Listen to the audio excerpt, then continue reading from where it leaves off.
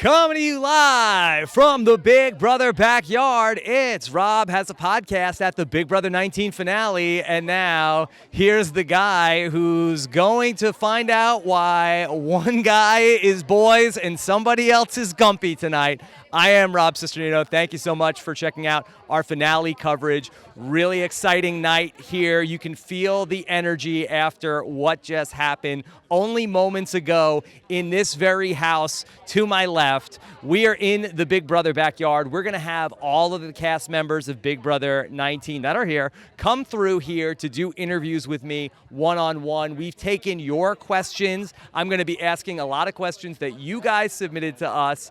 Those are coming as well. Should be a really exciting night. There's lots of special guests around here as well. Let's see if we can grab a few more of them as we do all these interviews right here from right behind me, where Paul and Josh ended up battling in this final 3 HOH, and Josh incredulously took Paul to the final 2. The room that we were watching it in at CBS here completely exploded. Everybody was like, no! But sure enough, Cody's one vote. Cody said he made a promise. We'll find out what that was here tonight. Hope you enjoy our interviews. Make sure you don't miss any of our Big Brother coverage or Survivor 35 coverage by subscribing to the podcast, robhasawebsite.com/iTunes, or our YouTube channel by clicking the subscribe button. Let's get into the interviews. All right, everybody. We're here with the winner of Big Brother 19, the big meatball. Here he is, Josh. Hola, familia! Congratulations, Josh. Thank you so much. I appreciate it. We talked about this for pretty much the last month. Okay. What was Josh going to do? Is Josh going to make a move against Paul at the final 6? Is he going to make a move at the final 5? Is he going to make a move at the final 4? Oh, he's going to vote him out at the final 3. Yeah. Ultimately, we got down to the final 2. And I take him. And the jury ultimately awards you the win. Mm-hmm. Congratulations Thank to you. How does it feel? It feels awesome. Honestly, I can't even believe it. I can't process that I won. And I was thinking the whole time, he's playing the best game, literally, compared to Vanessa Russo, Derek. You said. I said it the whole time. I'm like, I think I was one of the few people that was onto his game. But at the same sense, I had Christmas, which was my ride or die. Yeah. And he gave me his loyalty. I know one thing that he wouldn't go back was on his word and his loyalty. So I was like, okay, I know that he played everybody. He was playing the game, but for some reason, I trusted him. But I also knew that people were pissed off at both of us. And he was playing such a good game, but my game was kind of under the radar, and it was very strategic, where I said, okay, you play your hand, but I have GBMs in my speech, and I'll probably win them at that. Yeah. And I did. So in terms of going head-to-head with Paul, why did you want to go with Paul instead of Christmas? Because I watched this here at CBS, room of about 40 people. Yeah. You said, I have to go to the end with Paul. The entire room said, no! Yeah. I think 2 reasons. Christmas literally killed everybody with kindness, and when she was evicting people, it felt like she was handing them the money. Yeah. Because she was so sweet with her approach. I knew that me and Paul had pissed off the same amount of people, but I also know that Paul has played everybody, and if people were going to compare notes, they knew. I also had my GBMs where I was like, I stuck loyal to them. I was very straightforward the whole game, and I wasn't going to change that. I just had to be smart about how I was going to do it. I could have done it straight to their face, or I could have sent it in a GBM on their way out, and it worked out. What's a GBM? Goodbye message? Yes, okay. goodbye message. Okay. Sorry, That's goodbye industry messages. talk. Yeah. That's how we said it in the house. On my goodbye messages, I was like, listen, I stuck loyal to them. I gave them my word, and I'm going to final 3 with them because that's what I said I was going to do, and I never went back on my word. Let's talk about the goodbye messages because you had said, you were a super fan. Yeah. This is something that you knew. Yeah. This was in your arsenal. Yeah. Paul, with all due respect, had not seen a lot of Big Brother. Yeah. I'm not even sure if he watched Big Brother 18. Yeah. So I'm not sure how much that he knew that was a thing in terms of how the jury processed this information. So what was it that you saw in the past that made you feel like that this was an effective tactic? Yeah, I saw Derek in season 16, the way that he was sending everybody out one by one, his GBMs, the way he was having conversations with them, the way that he played the game, he played it so smart.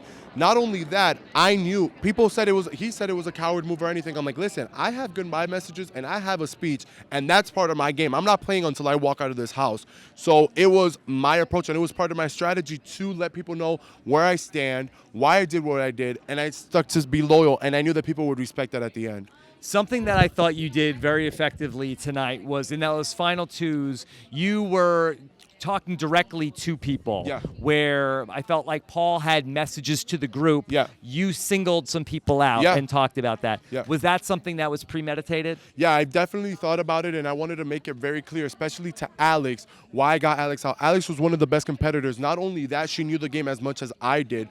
So I didn't know if she was going to be bitter, but I wanted her to know that it was a game move. I went straight forward to everybody, and I told everybody how I was going to play my game and the moves that I was going to make, and people respected it. Yeah. Yeah. You were able to fight with a lot of people in the house, but that ultimately you were able to revive some of those relationships.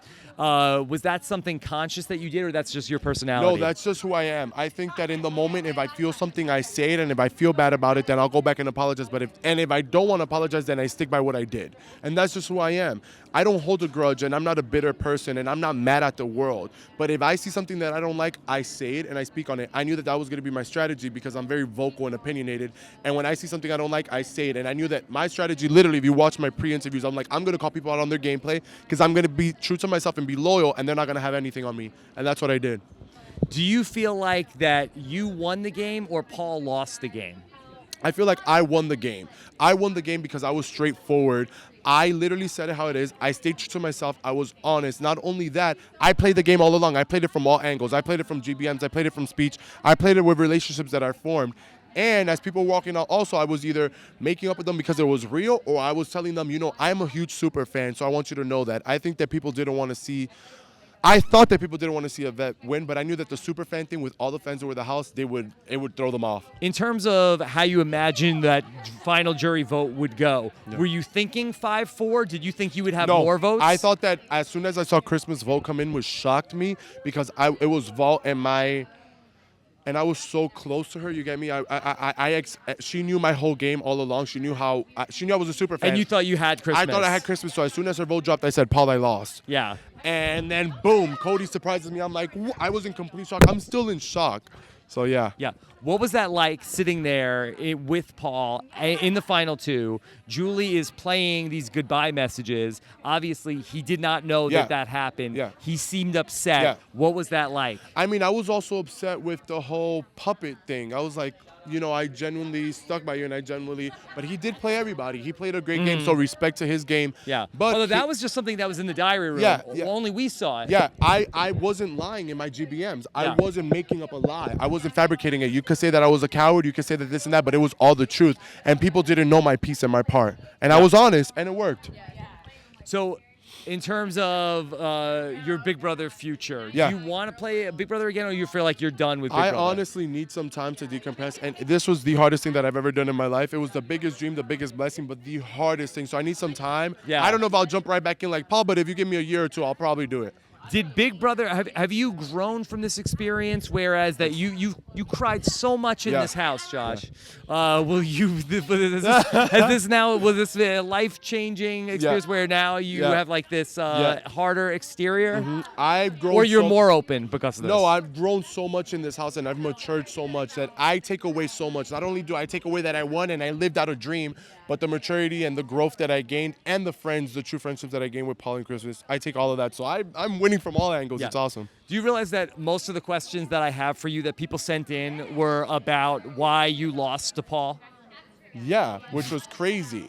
Like, you guys had no faith in me. You guys didn't see me play the game the whole time. In fairness, I did a podcast this morning talking about whether or not Paul was going to win against you in the finals, and I felt like if he did not own his game, this was going to happen. Yeah. And I think I owned up to my game. I was honest. I was truthful the whole time. It was strategy for me, my speech, my GBMs, everything. It's part of the game, and I played all along. Okay. I just played smart. These are some questions that I have for you. Is being called a meatball a compliment? Do you want to be a meatball or you don't want to be a meatball? Okay, this is what people don't understand. I am not the meatball. Mark and Cody were the meatball. They were called the meatballs the whole season. Now people are calling me the meatball, but I mean, it's a compliment. So, yeah, it's cool. Okay. Why were you guys so hard on Kevin? I think the hard thing with Kevin was that Kevin was with us. We literally had a final six. We had each other's back, and Kevin went back on it. Kevin was talking to Cody, talking to Mark, talking to all these people. He didn't stick to us how, we thought Kevin was this loyal person and going to stick to us the whole time. That's why I was hard on him. But besides that, I love Kevin. I think Kevin was awesome and one of the coolest people that I've ever met. But game, he did make some decisions where I was like, he's a little fishy. I had to step back. Mm-hmm. Yeah. Carson Copper wants to know, would you still fight the giant mosquito and get your ass beat? Oh, for 100%. I'm fighting. I'm taking down that mosquito. I'm going at it with pots and pans and a bucket of meatballs. What did watching all this Big Brother never prepare you for? Not for how much downtime there is in the house, the connections that you genuinely form, and how hard it really is and mentally exhausting the game is. Yeah. Yeah, 100%. Do you feel like that you and Paul will continue a relationship outside the game? For sure. I think that right now it's a little hard because it's sensitive, but I love Paul and I love Christmas so much. They had my back, and I meant it every time that I said it. I love you too. You guys are family, friends. They are genuine good people and they have good hearts, but we were just playing a game and we were playing for $500,000.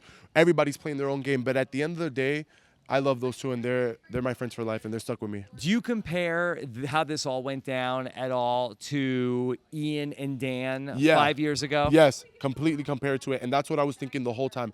I was thinking Ian beat Dan, and Dan played the whole house. I'm like, you get me? I think that was that moment where it's like I was the underdog and I was underestimated, and he's a vet. So that's what I was thinking the whole time. Yeah, and the other name that we talked about was Steve Moses, except that Steve he took the shot at Vanessa. He cut Vanessa. And I was talking.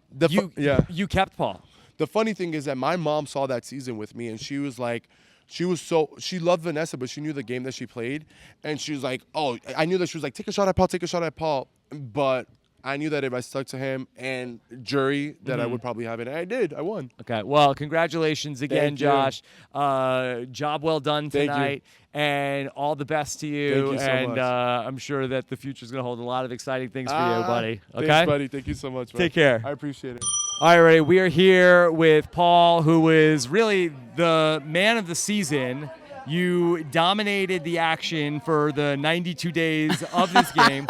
Ultimately, that we were in a similar spot a year ago. The same spot, huh? Deja vu. Are you wearing the same shirt? Same shirt. This is your unlucky shirt, Paul. You need to burn this shirt. This is no good. This is a bad shirt. I was like, bad luck. I don't believe it. Clearly, I screwed myself there. Yes. But for so much of the season, you really dictated everything. I mean, how are you processing all of this? Because watching in the real time, it looked like that this was a very upsetting turn of events. I mean, of course, I'm not going to lie. Of course, it's upsetting to come short and 2 years in a row to fall short of one vote. But I did all that I could do. Yeah. The jury voted the way they wanted to vote. That's on them. That's for them to think about. That's for them to worry about. But as far as my gameplay went, I know I was the only vet. I had all the odds stacked against me, and I swindled everybody in the house to make my way to the top. There's no denying that. You had absolutely everybody eating out of the palm of your hand. You pulled off things in this house that we did not think were going to be possible. That being said, the way that people went out of the house in terms of that you made a calculated decision, I want them to not have blood on my hands, but they ended up having these conversations in the jury house without you. Could you talk us through what your thought process was of how you wanted them to go out of the house and basically sort of say, I don't know what happened with you going out of the game? I mean, I'm not quite sure exactly what they were going to say, but I didn't want them to think that I turned my back on them, because even though I did what I could to help the people get as far as I could, the people who truly showed their loyalty to me, I tried to work with them as much as possible. But what they don't understand is I was never going to throw my game away from them. Yeah. So I would never throw my game for theirs. Sorry, it's a lot of... there's a lot of talk, but Paul, that you take as much time as you need. Yeah. This is a emotional night. The thing is, when I worked with a lot of those people, and they saw the work that I put in because I pretty much controlled their HOHs. I told them what to do, so all the people that went to jury saw it for themselves how hard I worked. So it was more so, hey guys, you know how hard I work. Maybe bat for me in the jury because I'm going to need it. Mm-hmm. But instead, they took it as like, I don't know how they took it. Obviously, not in a good way. But I didn't badmouth them in my goodbyes. I didn't send them off on a sour note. I did my best to help them, but I was never going to throw my game away for theirs. Right. You know? Do you feel like that ultimately, at the point that you had these 3 doors that you could have gone in, you had the 3 pairs, did you pick the right pair to ultimately go down towards the end with? I'm not quite sure. I mean, it could have gone. If I went down with Jason and Alex, I would have lost. For sure would have lost. If I went out with Matt and Raven, I ran the risk of, if I lost this competition, they would definitely pick themselves over me, and I would again lose. And they were probably more beatable, but they ended up voting for me. Yeah. So I don't know how Josh and Christmas would have taken me turning around and getting them out. So I'm not quite sure if any other option would have been valid. What about Kevin? What about going to the end with Kevin? I mean, if they felt the way they did next to Josh, I don't know if they would have felt any differently. Can you talk about the assessment you did from your first season coming back into the second season? We watched the friendship chats. We heard you very early on when you first got into the house laying out a very clear plan. You stuck to it mostly of what you were going to do in the game this season. But in terms of putting people onto the jury this time, it seems like that's where all of the problems manifested themselves. Were you able to take anything away from how that jury was last season? I honestly don't know. I took part in either getting a lot of people out, or last year I survived, played a tough game, made a lot of big moves, and nobody respected it. This year I was behind the scenes instead of the forefront like I was last year. Last year I was obvious. I was loud, I was crazy, I was there, I was in your face, I was shouting at you, I was yelling at you. And this year I was more so behind the scenes. And in both scenarios I lost. So I don't really know what more to do. I've been in your face and I've been behind the scenes. If I lost both ways, then I guess I'm not meant to win. I don't know. Would you play Big Brother for a third time? I spent 191 days in this house. Lord knows I'll spend another 191. So if they want to toss it my way, I'll do it again. Yeah. Okay. In terms of Josh taking you to the final 2, did you feel like that he made the mistake that you had made in last year? Absolutely. Yeah. Absolutely. And I had set it up. That was all part of my strategy as well. I had set it up and made sure that even if I lost this competition, Josh would still take me to the end. And I kind of used that in my favor because I secured a jury vote with Christmas on her way out. Yeah. He sent her out. I secured that vote. So it worked in my benefit because I still think they would have voted the same way regardless. How surprised are you to find out Cody was America's favorite player? Absolutely shocked. Yeah. The way he carried himself in the house, the way he treated me and other house guests, it kind of blows my mind. I don't know, maybe he was the opposite in his DR. Maybe he said he was duping us. But as far as what he showed the house guests and the things that he would say, it was not something that I would live by. I don't know. He was a difficult person to live with and play with. Yeah.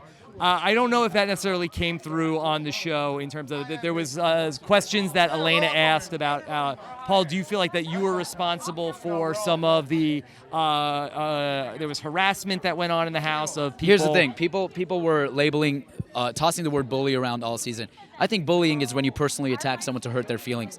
I never told anybody to personally attack someone to hurt their feelings. I never motivated someone to do that. If I motivated someone to hit pots and pans so that they can't sleep, so that they perform poorly in the next competition, that's game. But I never forced someone to go pick fun at someone. I never forced somebody to go do that. A lot of people were going back and forth and doing what they wanted to do. Nobody had the guts to step up to the plate and do anything for themselves. So I feel like I just took on all the responsibility because everybody was saying it, but nobody would do it. So I had to be the one to do it. So they just pointed finger at me. So ultimately, you take the blame for everything that goes on in the house. But at the same time, I created all the chaos. So yeah. Did you see yourself as the hero of this story, or are you the villain of Big Brother 19? I don't know, man. I definitely think I'm the villain because the questions that were asked, the way that people were aggressively pissed, I think that people hate me. I don't know. I don't know what people expected of me. I was the only vet. Unless you wanted me to play a super safe game and be evicted third, or you wanted me to turn it up and go as far as I can, which is what I chose to do. I didn't want to be the vet to come back and just sit back and do nothing and be cautious about, what are people going to... I played the hell out of the Big Brother. It's a tough spot for you because you are basically the shepherd. They are your sheep, and ultimately they are being led to the slaughter. And it's hard for them to walk away from it not feeling like that you were the person that ultimately led them to their demise. The question is there any way you could have prepared them more for the blade? I don't know, unless I blatantly just gave out my game. And I couldn't risk saying my game and then maybe they walked out and blew up my spot even more. I had to play it safe week by week because every week I could be in trouble. I could be evicted. I could have the house turn on me. So I played it safe so that I could make it that far. You seemed visibly upset in the final two when they played some of the clips that Josh had given to the people on the way out the door. You said that was a cowardly move. Why did you feel that way? Because I knew that I had done all the work, and I had curated a lot of these plans, and Josh had one thing, and was to just, stop being emotional, stop being, crazy about it. Yeah. And to see that he sold us out in his DRs when none of us did that, none of us really blamed it on Josh. He just tossed the blame to us. And I just think that's a cheap way to go about it. Right. I want to ask you some questions that we have from the listeners of the podcast. Lisa Jones wants to know, what's your relationship like with Christmas? I think Christmas is an exceptional human being. I respect her both inside and outside of the game, her perseverance, not giving up. She's taught me a lot, and I respect her. I think she's awesome. We had great companionship in the house, but everybody keeps trying to push this showmance on me, but I'm not a showmance kind of guy. Okay, not a showmance kind of guy. Yeah, okay. But I love and respect Christmas through the moon. Yeah. Nicole Morgan wants to know, should there be an asterisk on this game that you had 3 weeks of guaranteed safety in the house? What do you mean by that? Was it unfair that you were safe for 3 weeks of the house as a returning player? It was unfair that I had to omit 8 people from a friendship bracelet in the beginning. It was unfair that I was the only vet in the entire season. I kept having odds stacked against me and stacked against me and stacked against me. And when I got the 3 weeks of safety, the minute that was revealed, people wanted me out even more. They were like, all right, as soon as that's done, let's get rid of him. So sure, these things aided me throughout the game, but they also painted more of a target on my back, and I had to do massive damage control to sweep it under the rug. Okay. This is a question from Phil Monroe. When you entered the house this summer, was there anything that you deviated from your plan that you came up with? Not really. I mean, I didn't have a plan coming in because I didn't know I was going to be the only vet. I didn't know the circumstances that were going to come my way. So I walked in and just had to figure it out. And I came up with plans every week, and I executed them. Do you feel anything different about Big Brother 18 after this experience? I played a different game. I was always in survival mode last season, and I was the forefront. But this season, I was 2 steps ahead. Yeah. Did the backup work and saw the magic happen in front of my eyes. But I guess I came short. What do you do now to decompress from this season? This is such a pressure cooker. I obviously did not end but you worked so hard. I did. I want to be just so clear with you about how that nobody can deny how much work you put in, and you outworked anybody else in this house. Thank you. Yeah. To decompress, I'm just gonna shut my brain off for a little bit because I've been using it every second of this game. I'm gonna go back to my clothing company. I'm gonna go back to my band. Keep running my business, keep doing my charity work, spreading friendship, playing music, and traveling, exploring, and just enjoying life. Do you have any hard feelings with Josh after this? Absolutely not. I mean, the kid won. Yeah. He won. I don't get hard feelings over a game. Unlike other players of this game, I could separate my emotions from coming in here to play a game. Do you feel like this was a bitter jury tonight? I mean, everybody keeps on jamming that down my throat. So I did everything that I could to be the best player I could this season. And my statistics, what I did in the game, were far more than anybody else in the season. So the vote is something that I don't control, and they could worry about that. Do you feel like ultimately it hurt you as a player? You've never been a juror. I've never been a juror. You've been to the But I sure as hell wouldn't be a bitter juror. Yeah. I know that. Yeah. I've been in the finals twice. I've never seen Jury House. I don't know what the environment is like. So maybe that's my downfall. I've never been to a jury table. I don't know what can happen, what people talk about. I was hoping people would see my hard work instead of being upset that I beat them. Yeah. But it is what it is, man. I can't do much about it. Okay. Well, Paul, congratulations on all you. your success. You dominated this season. Thank you. This was your show. Thank you. This was and this was really all roads led through Paul. For 92 days, we talked about what's Paul going to do next. What's Paul going to do next? That's awesome. And so from that perspective, I'm sorry that it didn't work out. It's all good, but, man. God knows you got a million things going on. Thank you. All right. Thank you. Paul, thank you so much. Hey, man. Always a pleasure. Always a pleasure. Thank you. Hey everybody, we're here with third place finisher Christmas. Christmas, how you doing? I am wonderful. Yes. I'm third place wonderful. You were the happiest person I've ever seen to walk away as not the winner of the game. I don't know if you saw me sob when everybody else rushed the stage because I was sobbing. Okay. All right. You know, moms always say, kill him with kindness. Always have a smile. Oh, yeah, you got him. You got him. Yeah. So, all right, first Christmas, take us through. You voted for Paul, but Josh, your other close friend, is the winner. Yes. How are you processing all this? You know, I'm really proud of Josh. He did an amazing thing this summer. You know, he came in really heavy-hearted with a lot of family things going on, and he was crazy paranoid. He turned it around. I was kind of his confidant, and Yes. you know, he's Juju. He's crazy Josh, my meatball, and I'm really proud of him. Meatball is good or bad? I think meatball is good, but Yeah. he doesn't want to be called meatball, and I was like, sorry, buddy, I've been calling you meatball in my Dura all summer. Okay. Christmas, it felt like that towards the end, that final three, you were not fighting to want to be in that final two. That hurts my heart. You know, the way that I wanted to play it was that Josh had told me he was going to take me to final two.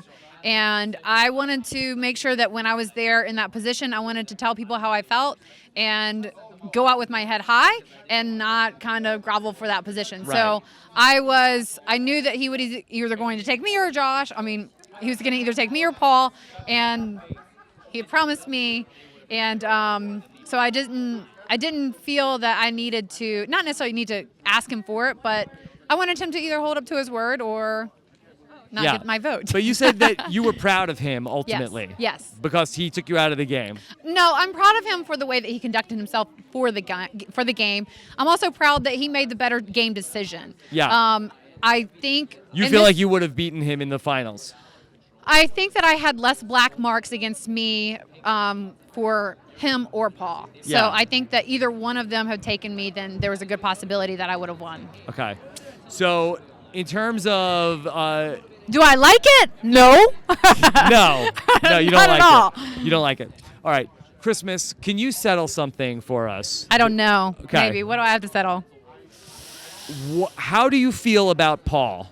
He's loud. He's loud. Yes. He's loud. He talks a lot. Okay. Uh-huh. Because we saw on the show, it seemed as though you were talking aloud about that you may have lost your heart in this house. And I when lost you got my out of the mind. house, you were not sure if your heart was going to be broken. Well, you're not subtle. Wow, these are Christmas that you're in this I know. house. Okay, so you know, I obviously I Those had. were your words. Did I say that hammock talk? Was it? No, it was that you were God. seemingly alone in the room watching the screen. Yeah. You know, you forget that cameras are on, and you talk to the camera, but you don't think that they're going to pick up Yes. everything.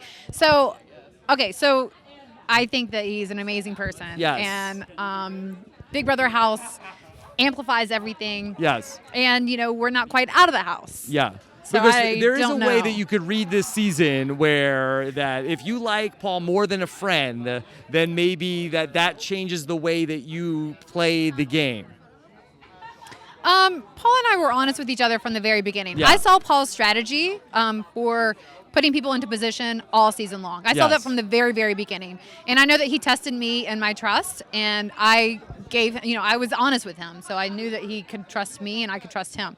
So that was, and I knew that he knew how to play the game. Yes. And Josh latched on, and we were really great partners too. So it worked out that we were able to come together, but it didn't influence my working with Paul. So talk about the struggle that you went through with your leg, because it really looked as though that was going to be a point where you might have been having to be medically evacuated from the season. You stayed. You voted from a hospital room, which Caused some ruckus. Caused some ruckus, yes. And Little ultimately, Christmas chaos. yes, a little Christmas chaos. But you stayed. I stayed. And so, first off, how are you doing? It seems like you're moving around a lot better. You know, I'm just really grateful. I knew when I broke my foot that I broke my foot, and they wanted to take me to the hospital, and I started crying, and I started saying, you know, like, no, don't let me leave, because if I leave the house, I can't come back. Right. So immediately it was all about trying to stay at the house, and I wanted to be able to play, and Big Brother gave me the opportunity to either stay or go, and there was never any question about that. I knew that as long as I could be in the house, that I could play the game. And it wasn't how I wanted to play the game or I thought I was going to play the game, but it worked out in a good way for me. Do I ever want to break my foot? No, No. because it was an atrocious Yeah, break. it sounded very bad. It was 10 bones. I have somebody else's bone inside my foot. Whoa. So it was a hard season, and I tried just to stay positive. Can you settle something for us that we've talked about, that in terms of the costs of your recovery, is that something that you're responsible for, or is that something that Big Brother takes care of? I'm not sure yet. I haven't gotten those details. Okay, that's important to find out. So, it's important to find out. Okay. Yeah. All right. So. I may have needed that second place win. Oh, yeah, that would be At important. least. Were you happy with how your ring of replacement ended up working out? Oh my God, I loved it so much. Can I get a repeat of Cody's face when I stood up and I said that I had the ring favorite replaced? player. I know, but he's not my favorite player, so it doesn't matter to me. So I just want that. I just want to see that point where I stood up and How took his surprised chances are away. you to see that America voted for Cody as America's favorite player? You know, I'm not sure what was shown, so I'm quite surprised because for me and most of the people in the house, there was nothing true about Cody. I know that he was truthful with Jess, which is amazing, and I know that he cared for her deeply, and that's incredible. But as a game player, I think that he just had a really bad strategy. Yeah. So, I mean, he let his girl go home first. Yeah. Not a good move. And then He should have gone. He should have fallen on the sword. yeah, everybody told her and was very candid about her position that if she gave us, if we could take Cody down, then she would be able to stay. And she was really great at socially implementing herself. So I think that she would have been able to bounce back and probably not have to use the hex. And she didn't. So we promised her that she would be the next target, not Cody. Mm-hmm. And she was. I have some questions for you from the listeners of the podcast. Okay. Lena Lauren wants to know, Hey, Lena do you Lauren. think it would have helped your game if you listened to Josh's suspicions about Paul? That we saw a couple of times Josh had conversations with you and said, yo, I don't trust, he's doing stuff. And you got mad. You said, no, we're not talking about that. Well, it's Don't bring that up again. It wasn't that I didn't believe him. It was that I felt that he was either you make a stand and say what you think and we can talk about it, or you're telling me about somebody trying to get jury votes. Right. So either go talk to him about it and deal with it, or get over it. So I don't think so, because I think that Paul's helped me get to Final 3 as well as Josh. Carlton Williams wants to know, do you think it was fair that you got to stay in the game even though there were competitions you couldn't compete in? Yeah, I do think that it was fair because I wasn't able to compete in them, so I didn't have a chance to win. Yeah. Zero chance of winning those competitions. So I had to rely on my other skill sets to keep me in the game. So I wasn't automatically moved to the next round or the next week because I couldn't play. Right. I was very vulnerable vulnerable. this season because I couldn't play in half of the competitions. How did that work? You would just walk into the backyard and say, hey, Christmas, so just so you know, you cannot play. Yeah, it didn't matter. I would find out right before we were getting ready to start playing. I had to gear up, get prepared, mindset in there, and then Christmas, you are not cleared for this competition, and my heart would break every single time because I'm a competitor. That's my spirit. Okay. Joey W. wants to know, having a broken foot and winning a running competition, how proud of yourself did you feel? Okay, guys, I know that looked ridiculous. Yes. But that just goes You to... seemed concerned that you were like, no, Josh, we have to run this one, and then you have to fall down, and then I have to win. It seemed like that, okay, well, nobody's going to buy it if you just forfeit. Right. And- Well, also, like... What the were you whole worried about? house threw the competition to a girl with a broken foot. Right. But that would have been less suspicious if he would have fallen down? Well, because it'd been campaigned that he was supposed to win it. Yes. And so when I took it, people were like, "What?" But I think that it's just a testament to the social game that myself, Josh, and Paul played in order to be able to convince the entire house to throw a running competition to a girl with a broken foot. How do you feel about the accusation that was made in the final two about that there had been bullying and harassment that went on in the house of people that were on the outs? You know, I think that you have to be in the situation to understand it and to really have judgment about it. But I know that a lot of the people weren't giving information. I think that there's a lot of things that weren't shown about how the fights got started and how they escalated. Mm-hmm. You know, and it showed that it's a weird way of looking at it, but collectively we work together as a house. And when a target lies to everybody and they get called out for it and they have nothing to say, it pisses people off. Yeah. And we want answers. So I don't agree with bullying at all. and I guess you just had to have been there to understand the full capacity of what happened. To understand when somebody is on somebody is the target, and then they are giving like double answers. Then Well, they've lied to the entire house, and they're getting called out for it. right. That's called playing Big Brother.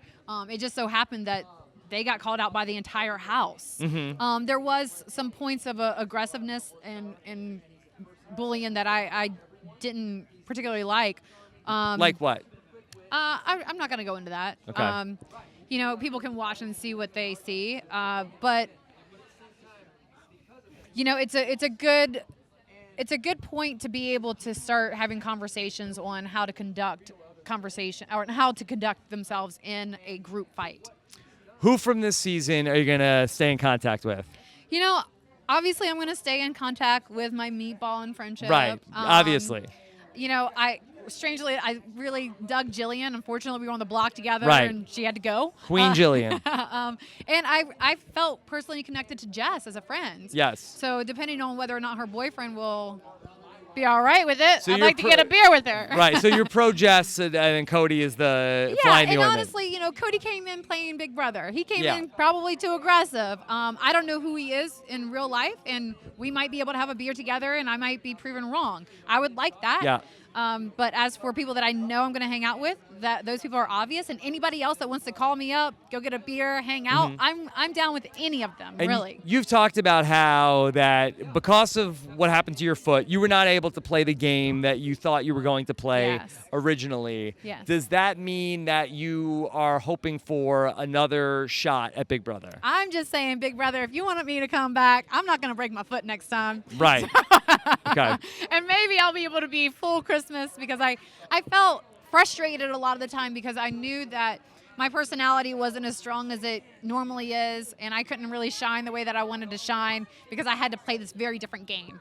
And it worked for me because I got to top 3, but I want to come out and beast out some competitions. Okay. All right. Well, Christmas, congratulations. Thank you so top much. 3. Thank you. And all the best. Thank you so much. All right, we are here in the Big Brother backyard with the legendary, iconic host of Big Brother and soon-to-be Big Brother celebrity, Chen. Julie, how are you tonight on this shocking night?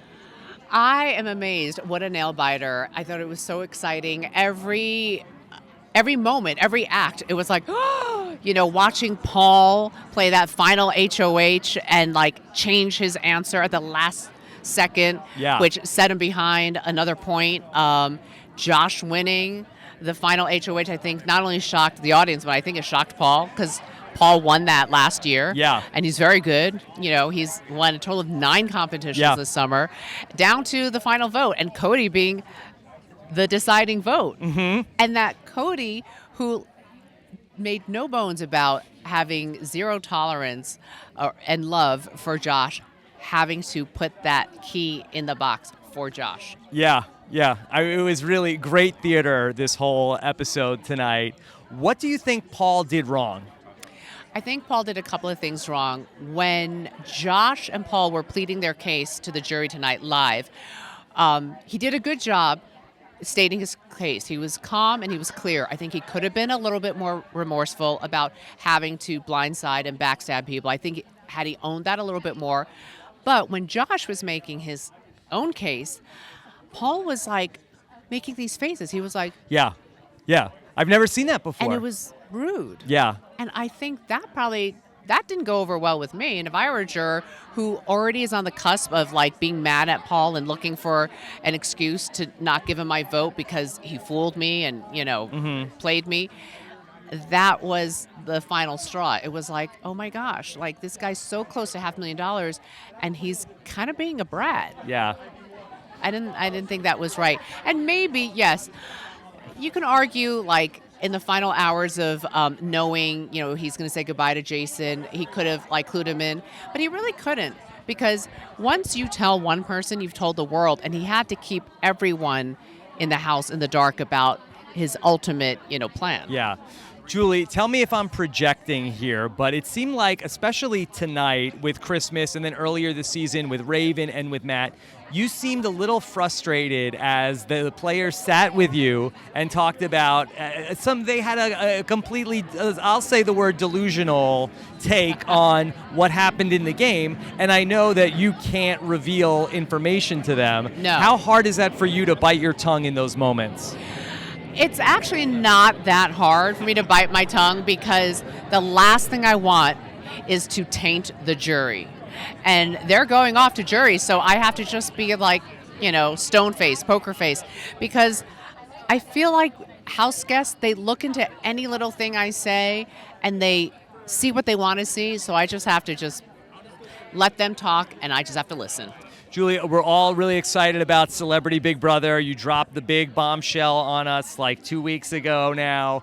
Can you tell us anything new about when it's going to be or what we could expect? Well, it's going to be this winter, so BB fans, you don't have to wait until next June to see activities in this house. And we're getting a lot of calls from celebrities, agents, emails, people that I've never had contact with, but have watched on television since I was a kid, or emailing people I know saying, can you get this to Julie Chen? I think it'd be fabulous. So, and I love it. I think it's going to be really fun, and I suspect you're going to have a lot of fun with it also. No question. I think I'm going to have my hands full. Yeah. The house guests are always a little bit extra respectful because they don't know me, and, this is the first time they're on TV, and, they sit up. I think with a bunch of, celebrities who are used to being, running the show, good luck to me kind of getting them to sit up straight when I say, hello, house guests. I think they're just going to all still be talking to each other. Yeah. Well, Julie, thank you again. Congratulations on a great finale. You really lived up to the moment tonight, and all the best. Thank you so much. Good to be with you. Hey, everybody, we're here with Kevin, who, if you're listening to the podcast, you're missing out because Kevin looks fantastic. What is this? Is this velvet? What is this? Crushed velour, baby. Crushed velour. Yeah. How do you have so many suits? I don't know. You're like James What Bond. I did was I got a suit for each kid. So I have so many kids that I just decided to get a suit for each kid. That's why I have so many suits. Yeah. Wow. Well, Kevin, what a ride it was for you. Yes, it was. It was fun, man. It was fun. You were one of the votes for Paul tonight. Yes. And you apparently you didn't have any hard feelings. No, towards him. nobody. Yeah. Nobody in the show have hard feelings. It was a game. When you leave those doors, the game's over. How would you have hard feelings towards, let's say, some 26-year-old girl from anywhere? Why? I mean, come on. Yeah. It'd be crazy to have hard feelings. I don't understand that concept. I thought it was a game. I thought we had fun. What about anybody in this cast? Hard feelings? No. Because a lot of people Not one that watch the the show, that they watch the live feeds, they felt very badly that you were mistreated in the house. Thank you very much. Isolated you. That's fine. And people were very concerned about you. Yes. Wow, I didn't know that. They were concerned. Wow, I appreciate that. Yes. But no, I'm fine. That's how they are. Listen, I'm on the average 30 years older than everybody there. Yeah. So when they're out here talking about certain exploits, maybe with a male or female, or with a best friend, a significant other, I don't want to listen to their exploits at 23 years old. So I would go in my room by myself and read the cereal box ingredients. What else are you going to do when there's nothing to do? Yeah. And you came away with $25,000 that first and even a broken clock is right twice a day. Trust me. That's right. Turned out to be a good move for you. Yes. And so how hard was that to keep that a secret? It took me to 70 days before I opened my big mouth, and it threw me out of the house. So I should have said nothing, but I did. And then I got confronted, and it's the only time that I literally didn't talk, because I was confronted. I didn't know what to say, so I said no. Because I went and told someone as a man to make him feel better, and he brought it up. But you told Matt. Yeah. And then I did it because he was leaving. Yeah. Try to be nice, because he's always seemed to be drifting by himself. He was drifting in the pool. I felt bad, so I went and told him, and he told everybody. So I just said no. It's a little fib, not a lie. We won't go to a lie. Lie's harsh. We'll call it a fib. Yeah. Kevin, how did you end up getting here? Because you were not somebody who was watching a lot of Big Brother. Your kids wanted you to go do the show? No, the kids bet me I wanted to do. My kids, I watched a commercial about a tryout in Boston, Quincy Market, and I said to my daughter, I could do that. And they were like, no way. So I went down and I tried, and they kept calling me back. And I'm here. And Alana, Peggy, and Olivia, now look, I'm here. Well, not now. Don't look now.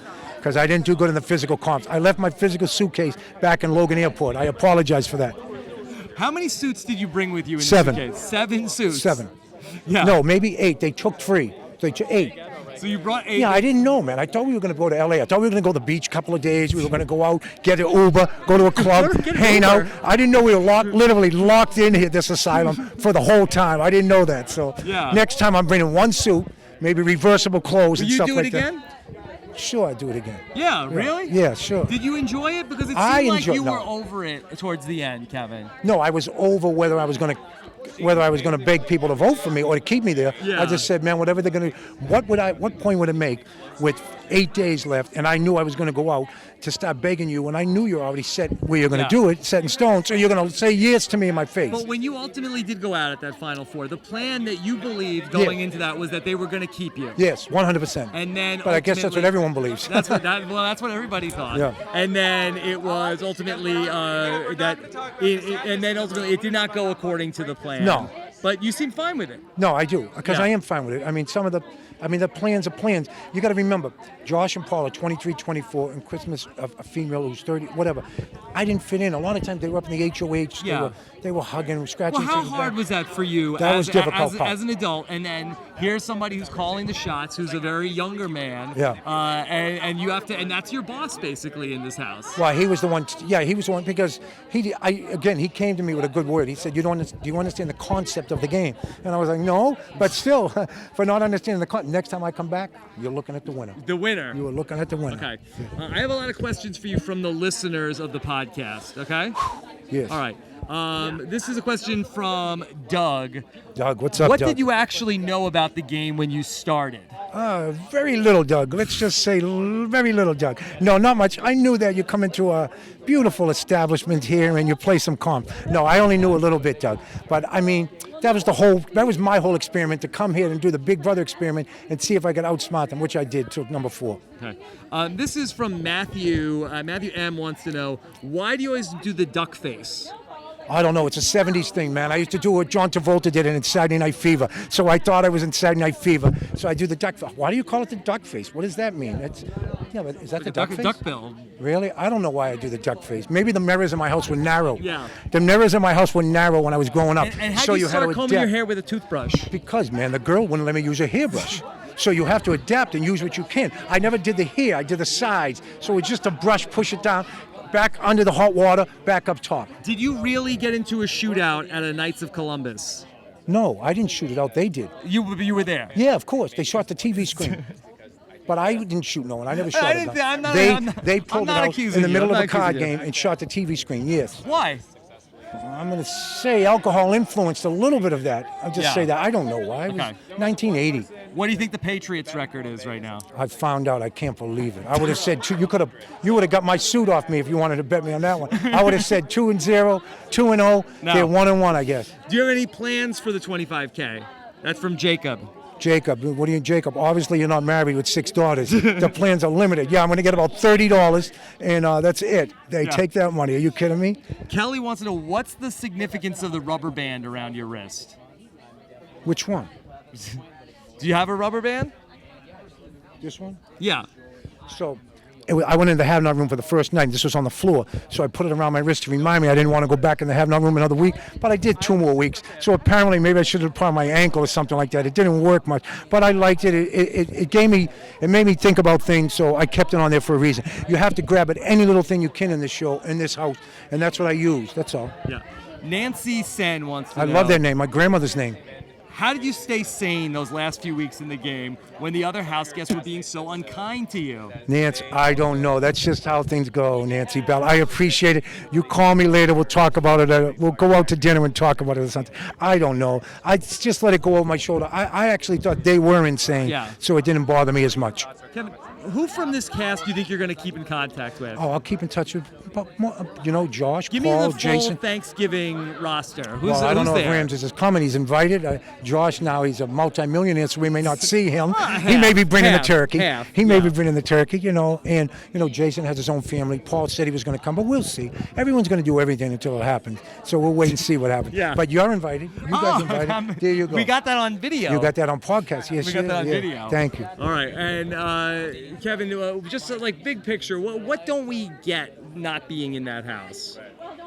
Oh my God, you don't get the stress. You don't get how people how you get isolated, the isolation and the downtime and the stress of that. And me, I mean, everyone else, one other person had a child. I had 7. Yeah. When I left, my son was a junior. You're not a quitter. When I'm going back, my son's going to be a senior. Yeah. So I'm, it's a lot of stress worrying about your family.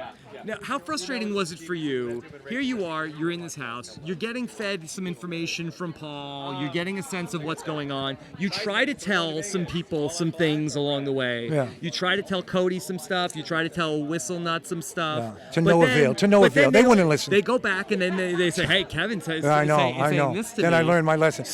So you really were kind of damned if you did, damned if you didn't here. You should work with me on these speeches here. I agree. Anytime, So Kevin. I was in a catch-22. You couldn't do anything. Yeah. So I just said to myself, I didn't feel bad. I just kept to myself and said nothing. Yeah. That was my best way to go. And then I thought we were going to get more catchphrases from you this season. Yeah. You talked about mojos. A BFF. If you're going to stay at someone's house, I don't think they should call it an Airbnb. It should be a BFF, was a best friend, because you shouldn't be staying at someone's house you don't know. Stay at a BFF, a best friend's family or something. I don't know.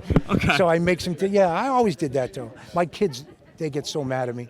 They're like, why? It's not that. Because, of course, I Have know you it's seen not them gluten-free. No. Yeah. Nobody. You see June nobody. 14th is the last time I've seen anybody. Okay. And so are they here? They're in L.A., yes. Okay. So then right after this, you're going to have a big reunion with everybody. Yes. I'm sure they're so proud of you, Kevin. I hope so. And how you did. I hope so. You They came probably in just want to check, but you I came hope in so. You came in 4th place. Yes. You made it really far into the game, Yes. and you were a lot of fun to get to Thank watch you, this man. season, I mean Kevin. that. And I really Thank you. mean that. Thank you. So all the best to you and your family. Thank Hope you. Thanksgiving goes well. Hope that you don't burn the turkey or Thank you. anything. I don't cook. Okay. As you'd see in the house, I didn't cook. They cooked. Yeah. And I'm a Jets fan, so I hope not too many more. I feel bad for you. Don't worry. Yeah. We have sympathy. You're worrying about me. He's a Jets fan over here. All right. Hey, Kevin. Hey, we are back here with Jody, America's favorite player, Cody, and Jessica. How are you guys doing tonight? Good. Great. Cody, what's going through your head right now? I'm sure what's going through your head all the time is probably what a lot of us are wondering. But you come out of the house. Right. The first time you got evicted, you weren't sure if America liked you or hated you. Right. And you end up being America's favorite player. Right. How do you feel? I don't know. I don't really understand it that much. I know Jessica played a huge hand in it. She, all of her fans got behind me and everything like that. I'm she sure campaigned a your lot. fans are- Well, we have that's the same thing. fans. Yeah, we got the same fans, I guess. But it wasn't that there was something about what you guys tapped into. Something there was some sort of a movement of a resistance. Well, me and Jessica were beat down the whole time. That we were in the house together. So I can't see how anybody not, I guess, sympathizing with our situation. I mean, and it's not like we stopped fighting or anything like that. All the way till the end. And then they split us up pre-jury poster. So they saw the personal attack in that. Ultimately, your vote was the deciding vote tonight in this 5-4 vote. Second year in a row, Paul Crazy, on yeah. a 5-4 vote. It doesn't go his way. Hear And, that laugh. and you said when you turned your key, this is a promise that I made. Right. Can you share with us what that promise was? I had a little influence in the jury house. I don't know how much, but a little. So, who did you make a promise to? You made a promise. Was it a promise? Was it a promise to Paul? Was it a promise to Jess? No. There was no promises beyond the jury house. Actually, there was no promises in the jury house. It was just we sort of had a word together. And You made a pact in the jury house. Sort of, yes. And it was a pact against Paul because there were times during this season when you said, if Paul's in the finals, I will vote for Paul. Right. But in the end, I just ended up not liking either Paul or Josh. Yeah. So Did you flip a coin, or was there something that Josh did? No. It's just the fact that everything Paul did. He said it was like behind closed doors or curtains or whatever, and he had everyone else do his own dirty work for him. And at least Josh got up in my face. You know what I mean? I respect that more than somebody that's not doing their own. Even though he makes victim noises. The victim noises and everything. Yeah. I guess a victim won the $500,000 this year. Yeah. All right, Jess, what's it like for you to be reunited with America's favorite player? I like how you worded that. I'm going to super glue myself to his body, and that's going to be the end of it. Yeah. Yikes. I don't recommend that. You guys can't watch. Yeah. That's not, don't do that. Sorry, now I don't know where to go from that, Cody. It's interesting because we've been together for 3 months now, and we've never had a second with someone not watching us, even right now. So it'll be interesting. Give it an hour, okay? Yeah. You guys are almost done. Yeah, it'll be interesting. Yeah. So, was there something that happened though in the jury house that you ultimately ended up saying I can't vote for Paul? Well, just the more people came in, the more I realized it was going to be Paul and Josh in the end. I actually pretty much figured it would be Paul and Josh in the end, and that Paul would be arrogant enough to think that by bringing Josh with, that he would be a guarantee to win. Mm-hmm. I think that you were a transformative figure in the history of reality TV, Cody, because every single person that goes on one of these shows is, I'm here, I'm on a reality show. Right. You are the one person that's like, you don't want to be here. You don't want to be talking to me. You would rather be doing something else. I don't even understand how you got on this show. I don't either. I honestly don't either. I swear, I have no idea. But it resonated. Ask Robin Cass. Actually, I talked to Jesse, and he said that there was, it was a Julie interview that just came out recently where she said that it was a debate. You were this close to not getting on the show, and Jesse pushed you right through, and you got on. Jesse Tannenbaum is an amazing Jesse dude. came through. Okay. Yeah. Did you apply to be on this show? Yeah. Because it feels like at times you were here against your will. No, yeah, I applied. I'm a fan of the show and everything. Yeah. It's just one of those deals where I thought I was coming in a season where I was going to compete and everything like that, and I was stripped of stripped of my ability to compete multiple times. Yeah. And then literally there was competitions where nobody competed at all. Actually, it seemed like multiple competitions were that way. And then I realized, wow, I guess season 19 is just a season where people don't compete. Yeah. And that, as a fan, that pisses me off. Yeah. And this was our season, and I mean, I'm a competitor, and then nobody's competing, and yet they're all coming after me because I want to compete. If Paul didn't have the pendant of protection in week 1, you get him up on that block. Does he go out the door on that Thursday? Who knows? I'm sure he would have sold some snake oil to these people. I think he would have stayed. Yeah, I don't know. Who knows? Yeah. Who knows? Even so, if you would have went out, me and Jess would have probably ran things. Yeah. But I don't know. Maybe not. What about in that parallel universe where Paul is not in the house? This is something that we've debated. Do you feel like that you two would have been able to dominate the action, or would you have been a target a la a Rachel and Brendan? It's hard to say. I don't know. I'm sure they were looking for somebody to follow. I mean, me and Jess would have probably took that leadership spot. Yeah. And then everybody would be mad at you guys. Just like they followed him in jury. Yeah. That's a good point. I've got some questions for you from the listeners, Cody. Let's hear it. Okay. Once you return to the house, what did you plan to change about your game? That's from Joey W. Following Jess's game. Yeah. Mine. Yeah. You seemed like that once Jess was gone, and also the week that Cody wasn't there, you were doing really great. And the week that Jess wasn't there, it seemed like it was too late, but it seemed like that you were rising. Momentum was starting to go your way a little bit. I wanted to get in with Alex and Jason and try and see if they would actually do something and like put up a big target and then say that I would be an asset for them or whatever, and it didn't. But I had to make an attempt. I wasn't just going to lay down that last week. This is from Paul Yates. Why didn't you work more in the social game in the house when you were there with Jessica? Was it just that these people, you couldn't bring yourself to do it? I don't like so many of them, so it's, yeah, I don't know. I have something to say to that question because it's people that don't watch live feeds that ask questions like this. If you paid attention to anything that happened in the show, anyone who had a conversation with Cody and I in the house were immediately put as targets.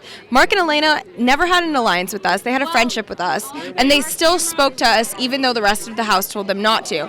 They followed Cody and I because they spoke to us. Yeah. So people who say that we didn't have a social game, Paul made sure that if anyone spoke to us, they were targeted. So people were too scared to talk to us. So what are we supposed to do? Force ourselves down someone else's throat? Yeah. Pass. I'd rather just talk to him. I swear people like me on the outside. Yeah.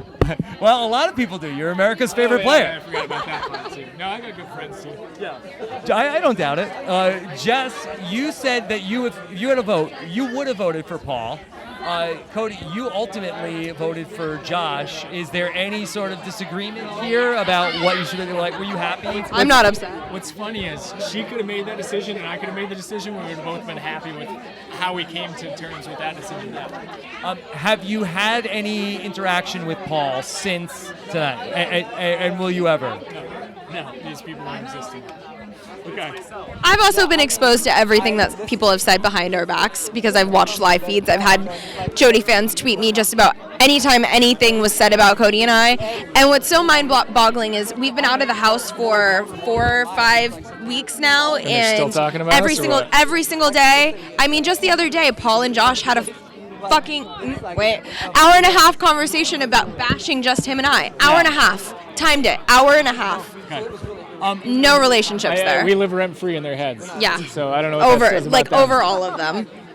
It came up in the final questioning with the jury about the bullying that went on in the house, and we saw that week that the halting hex was going to be used. There was a discussion about, hey, let's see how miserable we can make it for these guys. Was that something that was talked about a lot in the jury house?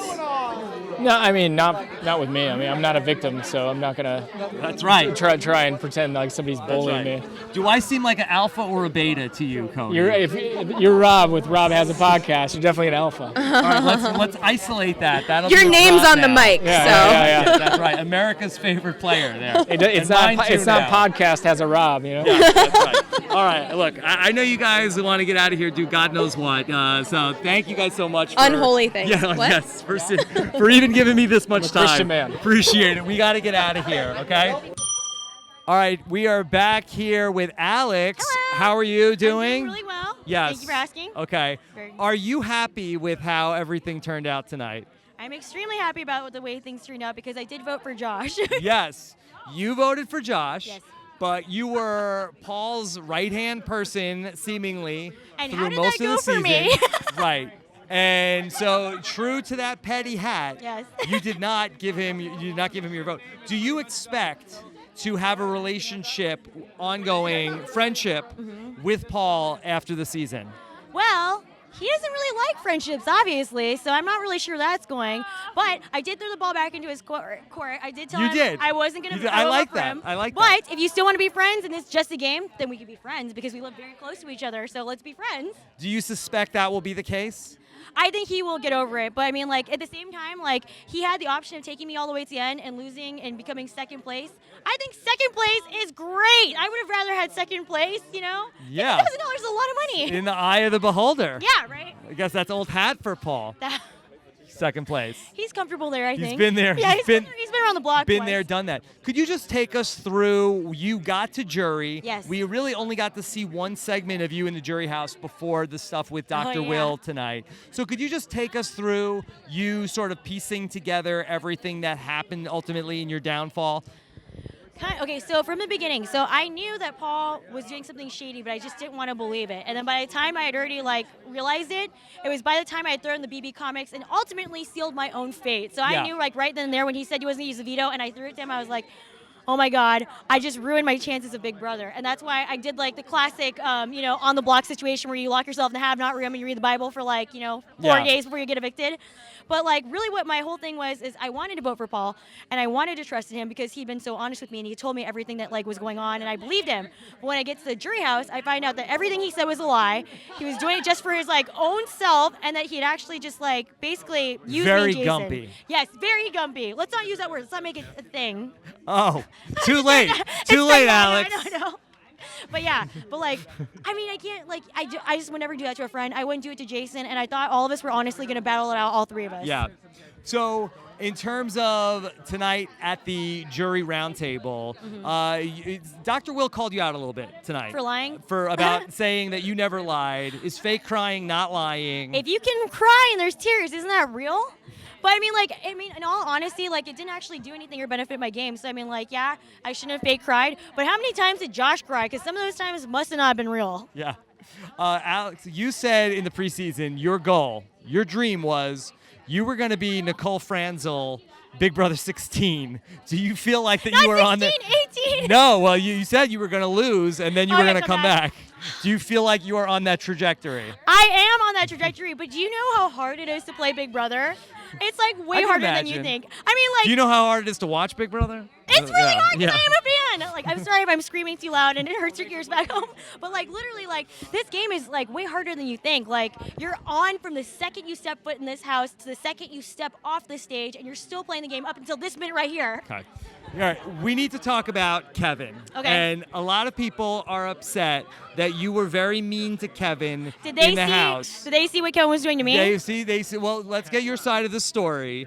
But people will feel like that you were very hard on Kevin. I have a lot of questions from people about Kevin. Ben Koch says, why were you so spiteful and mean to Kevin? Ryan Oakley wants to know, what specifically did you do to Kevin this season that made you so against him? Specifics, please. So, all right, tell us your side of the story. What are we not seeing about Kevin? The whole thing about Kevin started back in like week 1. So when we did the Starfish Challenge. Sweet, lovable Kevin. I know, but that's what the way they painted him, right? I was also like the cute girl who like, plays video games, which I do, but like we're all type of people not like all don't the like time. not all the time. No, I'm crazy. But like honestly, it started from like week 1 when I played the first veto, and what happens was Kevin was the host for it, and he was only cheering on Matt, Cody, and Jason, which I thought was sexist already, but I didn't say anything about it. Okay. And then he came up to me, he goes, I'm sorry, honey, but the producers told me I couldn't cheer you on. Lie number 1, you're allowed to say whatever you want as a host. So he already was You don't know what they told him. No, I do. I was a host. No, I actually talked to them about this, and like, did you get those things cleared up? Yeah. So I knew for a fact that he was already lying, so I didn't Right. like that. The second thing was he kept changing his story about whether or not he knew Derek from season 16. Yeah. I don't think he knows Derek from season 16. He told me that he did multiple times, right? So I didn't like that he was lying I from think the he back. might have known. Like maybe he was at like his like audition.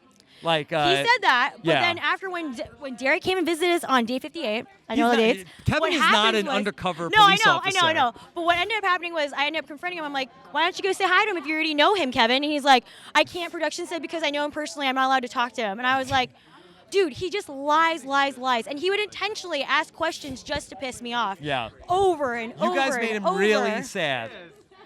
Sad. He did it to himself. He literally would come up to Jason and be like, I'm going to ask her this. I'm going to do this. I'm going to shuffle around the floor on slippers around her. And would literally do it just to piss me off. Do not piss off a 5-foot person. We don't have a lot of place for the anger to go. Does not go anywhere. My wife is Yeah. also, yeah. I get that. All right, so do you want to apologize about anything with Kevin? I'm sorry that they didn't disclose everything that Kevin was doing No, to that's me. a non-apology apology. That's like a Paul in the final You 2 mean, apology. Was it petty? Yeah. It was super petty. Yeah. I'm sorry that you guys thought I was being mean to Kevin, but I mean, it wasn't unprovoked. He's been lying to me since day 1, and he's been provoking me. I didn't appreciate him trying to make me feel inferior, and the whole sexist thing that he was doing, I didn't like that either. Allegedly. Allegedly. Some of the live feeders watch, they know. Oh yeah, they've got the Look at his- receipts. look at They've his- got look they've at got his the receipts, brother. Alex. Yeah. That's the good thing about all this. You'll yeah. you'll hear from everybody. I'm going to stay off of Reddit because I'm scared. Yes. Okay. How do you feel about Josh ultimately as the winner? Not anti-Paul. Do you feel like that Josh is the deserving winner? I do, because he's played us all from day 1 and we didn't even know it. Yeah. And even though he did do some stuff that was like, there's like a lot of crying, there's a lot of things, he played the game well, and he was working, even with his goodbye messages, he knew that jury management was super important. You can't argue with that. Like, That's he played important. Jury management is the single-handed Yeah. most important component of the game to me, I think. I will say, the one person that Paul talked to before they went out and said, hey, just so you know, this is what's happening. I have to vote against you. They're making me. You were the only person that at least he did give that courtesy to. But was it true? Well, he did He say he had was planned going it from the beginning. He's a Yeah. scumbag. So, I mean, it's all words in the end. Yeah. Okay. But I always stuck next to my word. That man over there, Jason Dent, is my ride or die. You and Jason back together. Together, yes. Okay. Back to riding. No more dying. Yeah, no more dying. No more dying. No more tears, yes. Okay. How tense was the jury house?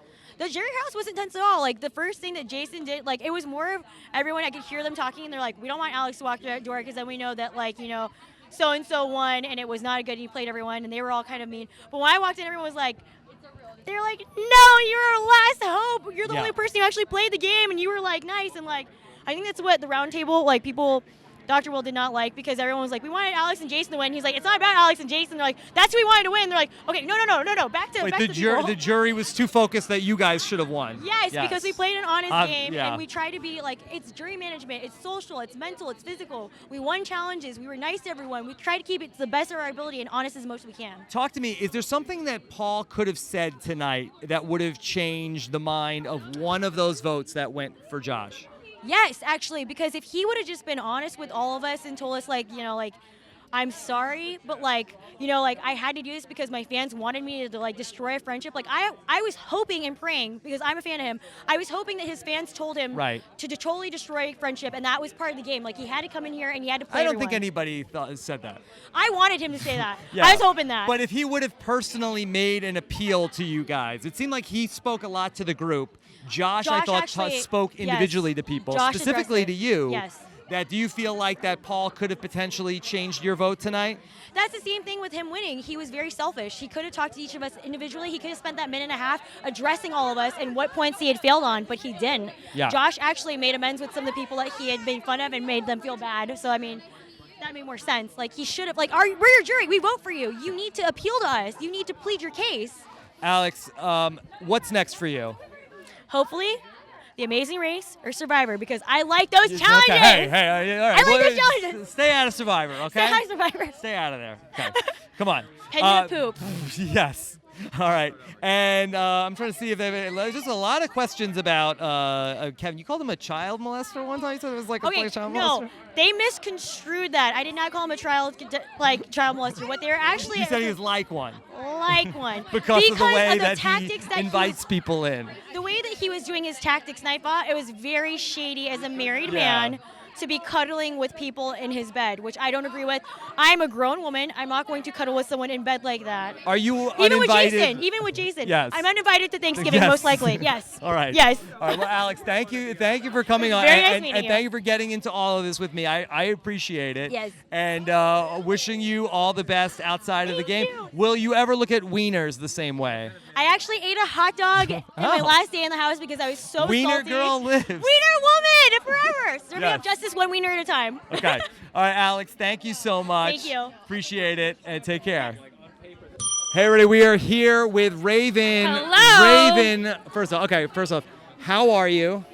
I am great. It was an awesome finale, very intense. Yes. It's good to be back in the real world. It's a bit crazy, culture shock, but I'm excited to see what comes after this. So Yes. I'm here. Okay. Good. First, that I know all of the people that listen to the podcast and watch the video, they have a lot of concerns and questions. Could you just give us an update on everything, how you're doing? Concerns? Yes. I'm doing fine. I mean, Because you went through the ringer with, I know about the gastroparesis, but you have the rough knee syndrome, everything from inverted spine this season. I know. I have a lot wrong with me. I am fine. I deal with it just fine. Adversity makes you better. I mean, yeah, I have rare disease, and I have a stomach pacemaker, and I have a lot of different things that are wrong with me, but I don't let it keep me down. I don't use that word. There's nothing wrong with you, Raven. Thank you. There's nothing wrong with her. There are things that are not working as they should right now. Yeah, my body doesn't like work sometimes, and so I deal with it. I just want to be an inspiration to people out there and let them know, like, if I can do this show, the stomach pacemaker, and all these different problems, you can too. Like, don't let anyone say you can't or stop you, because I never thought I would be here, and I'm here, and I enjoyed every moment I'm on that show, and I didn't let anything stop me from competing in my hardest. Did you end up getting arthritis this season also? Yeah, my knees, they hurt a lot. I have hand problems. Yeah. Like, I have a lot of different problems, but like I said, it is. But did you quit? No, I didn't No? quit. I tried 110% out there, always. And you were running the show with Paul.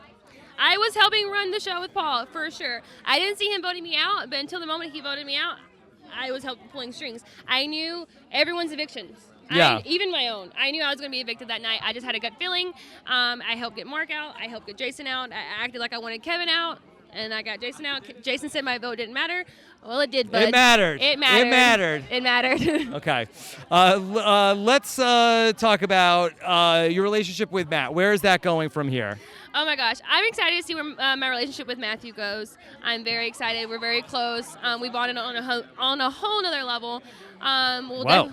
We will definitely be. That sounds serious. I mean, yeah, I think that I definitely met someone. I've won something bigger than the show, I think. Matthew was an awesome man. I don't think a lot of people would give up $500,000 for somebody, and Yeah, he did. he did. And I can't thank him enough for that. And some people might not respect it, but it was his decision, not mine. I was going to say, let the House decide, but he wanted to take that penalty vote for me, and he felt like I could go farther in the game than he could. Okay. Now, a lot of people have seen a picture of you. Did you ever meet Paul before this season? I knew this was coming. Yes, I actually met Paul before this season started. He came to Arkansas with his band Strange Faces. Yes. And then I went to B19 meeting because I was a really big fan. And from that moment we met, we just connected. There was instant friendship. We connected on just how much we've been through in life, our experiences. We understand our mortality, which I love about Paul. He's a very intelligent man. Yeah. Especially for his age. And so from the moment we met, it was instant love. So you had just been to something for his band. Did he remember you from before? Big time. Yes. Big time, okay. big Well, style. Okay. All right. So let me ask you some questions from the listeners. Okay. We have people sent in questions for you. All right. As well. Okay. This is a question from Carlton Williams. Wants to know, what was your biggest move in the game? As somebody pulling the strings. My biggest move in the game is during the HOH of Decrypt. We were going to throw it to Christmas, but I had to get out Mark, and I did. And so I think that really changed the game, because if I would not have got out Mark, who knows, he might have won HOH, and that could have ended up different. So one of my biggest game moves was defeating Mark in that HOH and helping the house out. Yeah. Could you tell us about some of the accomplishments that you've talked about between now? You said that you were in Mensa. No, my mom can. I misspoke here. My mom can be in Mensa. Yes. My mom is very intelligent. She went to law school. She didn't get to graduate because she got sick in the middle. Yeah. I am very proud to be her daughter, and my mom can join Mensa tomorrow. She's a very intelligent woman, and I am proud to be her daughter. And she got struck by lightning. This is like an amazing story, Raven. She did get struck by lightning. She was driving a car. The lightning struck the car, and it went through the steering wheel. Luckily, she had on tennis shoes. So it is a true story. My mom's been through a lot. Way to go, Mom. And what is her marathon time for running a mile? Oh, my gosh. I don't know her marathon time, but I know her mile was like under 6 minutes. That's like good. It was insane. That's good. It's awesome. My mom was an awesome runner, and like I said, she got sick before she could really compete. Right. But when she was running, that was her passion. And just like my passion is dancing, her passion was running. Yeah. Were you happy for Josh tonight as the winner? I am happy for Josh. I wanted Paul to win because that's where my vote lied. But I am happy for Josh. She went through a lot in that house, and I'm able to separate gameplay from personal. And I mean, if you made it to the end, you did something right. Mm-hmm. I mean, Josh went through a lot in the house. At one point, he wanted to quit. So way to go, Meatball. I am proud of you. Yeah. Podrick Racer wants to know, what was your favorite flavor of Kool-Aid that Paul made in the house, and was it good? Oh, it was like a cherry flavor. Yeah. It was delicious. Anything Paul makes, honestly, is good. I can see why last season they thought he was like an undercover chef, because he's an amazing cook. Like friendship toast. What about great. your cooking? Matt said that he likes it more than cereal. I feel like this is getting serious, Raven. I love to cook. With my disease, sometimes I'm not able to eat like the things I want. Yeah. And so I love making people happy, and that's something I can do. And so I loved cooking for the entire house. And that's what I did the whole season. And I love making chicken parmesan, which people probably know. Yeah. Who are you going to keep in touch with besides Matt after the season? Oh, definitely Paul. Oh, my gosh. Jillian, Ramsey. I love me some Ramsey. Alex. I love Alex. Might not loved her in the beginning, but we kind of squashed that, and I love her now. I mean, I'm going to try to keep in contact with as many people as I can, because for me, this was a game. Yeah. And you're put in a situation, and I just want to connect with all of them at a different level now. Okay, and then what do you want to say to all of your fans? I think that when you get out of the house and you see all the support there is for you, I think you're going to be really blown away. Yeah. People, I think, had parties along the way. So is there anything you want to say to the listeners? I just want to thank all my fans for your love and support. I hope I inspired someone out there to try out for the show, or try out for anything else, or do what you want to do in life. I mean, my whole life, people were like, oh, you can't, you're sick, you blah, blah, blah. Yes, she can. You can. I'm here. I never thought I would be here. This is number 3 on my bucket list. Accomplish. Start a bucket list. Do the things you want to do in life. What are the other things? I have so many. I want to go to Europe. What's 2 and 1? 2 and 1. Well, number one is to get married when my mom is still alive, because my mom is very sick, and then I want to freeze my eggs. Where's Matt? Oh, God. Matt! Sorry, okay. No! All right. And then I want to freeze my eggs. Yeah, that's number 2 on the bucket list? Yeah, I want to freeze my eggs because that's very important to me. I don't know how long that we're able to do that, and so that's on the bucket list because it's very important to me. But if it doesn't happen, it doesn't happen. I just would really like to get married when my mom's still alive. Yeah. Just one last game question. Why didn't Paul keep you until the end of the game? I think Paul didn't keep me to the very end because he realized that I was a good social player. Yeah. I threw a lot of HOHs to him. I had no blood on my hands. He couldn't have beaten you in the end, probably. I don't think so. Yeah. And I would have taken him to the end, and unfortunately he didn't take me, but it is what it is. I love him no matter what. Okay. Raven, you're amazing. Thank you. We're blown away. Thank you so much for coming on. Yes. All right. All the best to you. Thank and best to you and Matt, okay? Thank you. Maven forever. That's what he says. I was kidding. All right, we are here with Jason, a.k.a. Whistle Nut. Whistle Nut, that's How you right. doing, buddy? I'm doing amazing. I'm glad to be here. Glad it's over. Are you happy with this outcome tonight? You know what?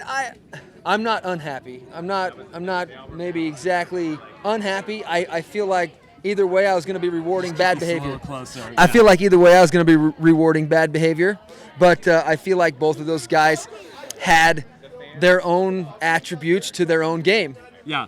So we saw through the jury house the slow realization, hey, we've been had. Yes.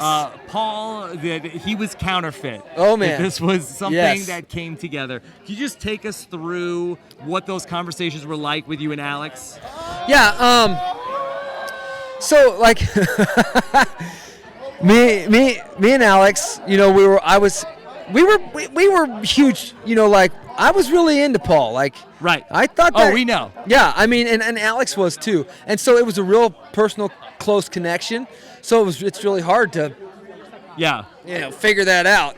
Yeah. So, and actually, when I got evicted, I thought it was Paul and Alex that had done it to me. Yeah. You know, I had no idea about Josh, and so I was just shocked, and it took me to the jury house to figure out what was actually happening, and to talk with the other people. Yeah. So but as prior to that, I was only questioning Paul a couple times when my gut was telling me that there might not be something right, but nothing ever really stuck. Yeah, and a lot of times Alex would change your mind. Yes, every time changed my mind because don't worry about it. Yeah, don't worry about it. But the thing that Alex had over me was she not only did she have the physical game, but she had the mental game. She was a huge fan and she'd studied the game, and I hadn't. Yeah. So I felt super vulnerable in that regard.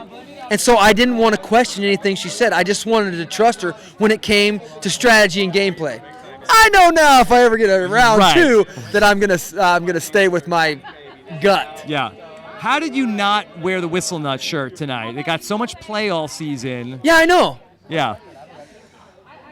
Good question. That never even, just like some of the things that happened in the house, never even crossed my mind. Yeah. Was there anything that you were waiting to hear from Paul tonight that he could have said that might have changed your mind on that vote? I think the appropriate time for Paul to say what he needed to say should have been in his goodbye message. Right. See, but he held on to the lie even in the goodbye message. And that is that was the deal breaker for you. Right, because I'm like, why even now after I'm out that you still played oblivious to what was happening? Yeah. Because you wanted my vote in jury. Right. And I, you know what, if he would have said then, Jason, man, I had a real genuine connection with you, and I really appreciate everything that I said to you and you said to me, and sorry, but I'm out for $500,000. Yeah. I'd have been like, oh, right on. But right, you know what I mean? Right. And so here, he would have had to say it directly to me. Yeah. Because I was actually really on the fence tonight because I liked his speech. Yeah. As I'm like, you really did work hard. But you know what? Josh worked really hard in the front, just being a complete crazy man. Yeah. And he worked really hard in the back. And so it was tough. when you were in the hot tub with Josh that night, and he was crying. Yeah. About there was something that he had to do. Yeah. And and it was you. It was that he had to vote you out. Yeah. Did you put that together in jury? That's like, oh. Yes. I absolutely put that together in jury because he actually tried it again the day of my eviction in the wave room, and I was like, good Lord. I am, I guess, mentally horsepowerless. Okay, you also said tonight that your biggest regret in the house was that you didn't stick up for yourself in a fight against Matt, right? No, that's not my. I don't regret that. Did I say that wrong? Yeah. Because the options were didn't stand up for myself in the fight against Matt, or breaking Christmas's foot, and the answer was yeah. Yeah. No. So what's the question? The question was some form of what did you wish you could take back? Okay, I would have every time surely said taking back breaking Christmas's foot. It was an accident, and there was but you know what? I took the game. The right answer was not backing down from fighting with Matt. Oh, that's terrible. I could care less about that because there's no good outcome in that. I didn't want to enter into that at all because I was just like I don't, I put him on the block because I wanted him to go out, so I didn't want to enter into conversation. But breaking Christmas's leg, now that, I took something from her that I will never give back. You could argue that, best move. It was a good game move. Well, she took that devastating thing and turned it into a huge positive. Yeah, she did. A huge positive. She did. Of course, you got the big news while you were in the house from your wife. Yes. About baby number 2. Baby number 2. Yeah. Have you talked to her yet? No, hadn't had a chance. All right. And I cannot wait too because it couldn't have happened at a better time, and it really gave me a nice, happy place to go to when I was completely stressed and mind blown in the house. Okay. Let's take some questions I got from the listeners of the podcast. This is one from Mackenzie. Did you ever really think Alex turned her back on you? You know what? Deep down, I was really, really, really, really hoping, and I was thinking that it was no. I deep down knew that she wouldn't, but I didn't want to be ignorant to the possibility. You know what I mean? So, but if I could go back in time, I just would have grabbed her and hugged her and been like, see ya, hopefully at the finale when you win. But Paul Yates, a different Paul, wants to know, did you check in with others around the house about what Paul was doing and compare notes? Doesn't seem like anybody was doing that. Seems like you guys would have figured out Paul if you did. Yeah, absolutely would have.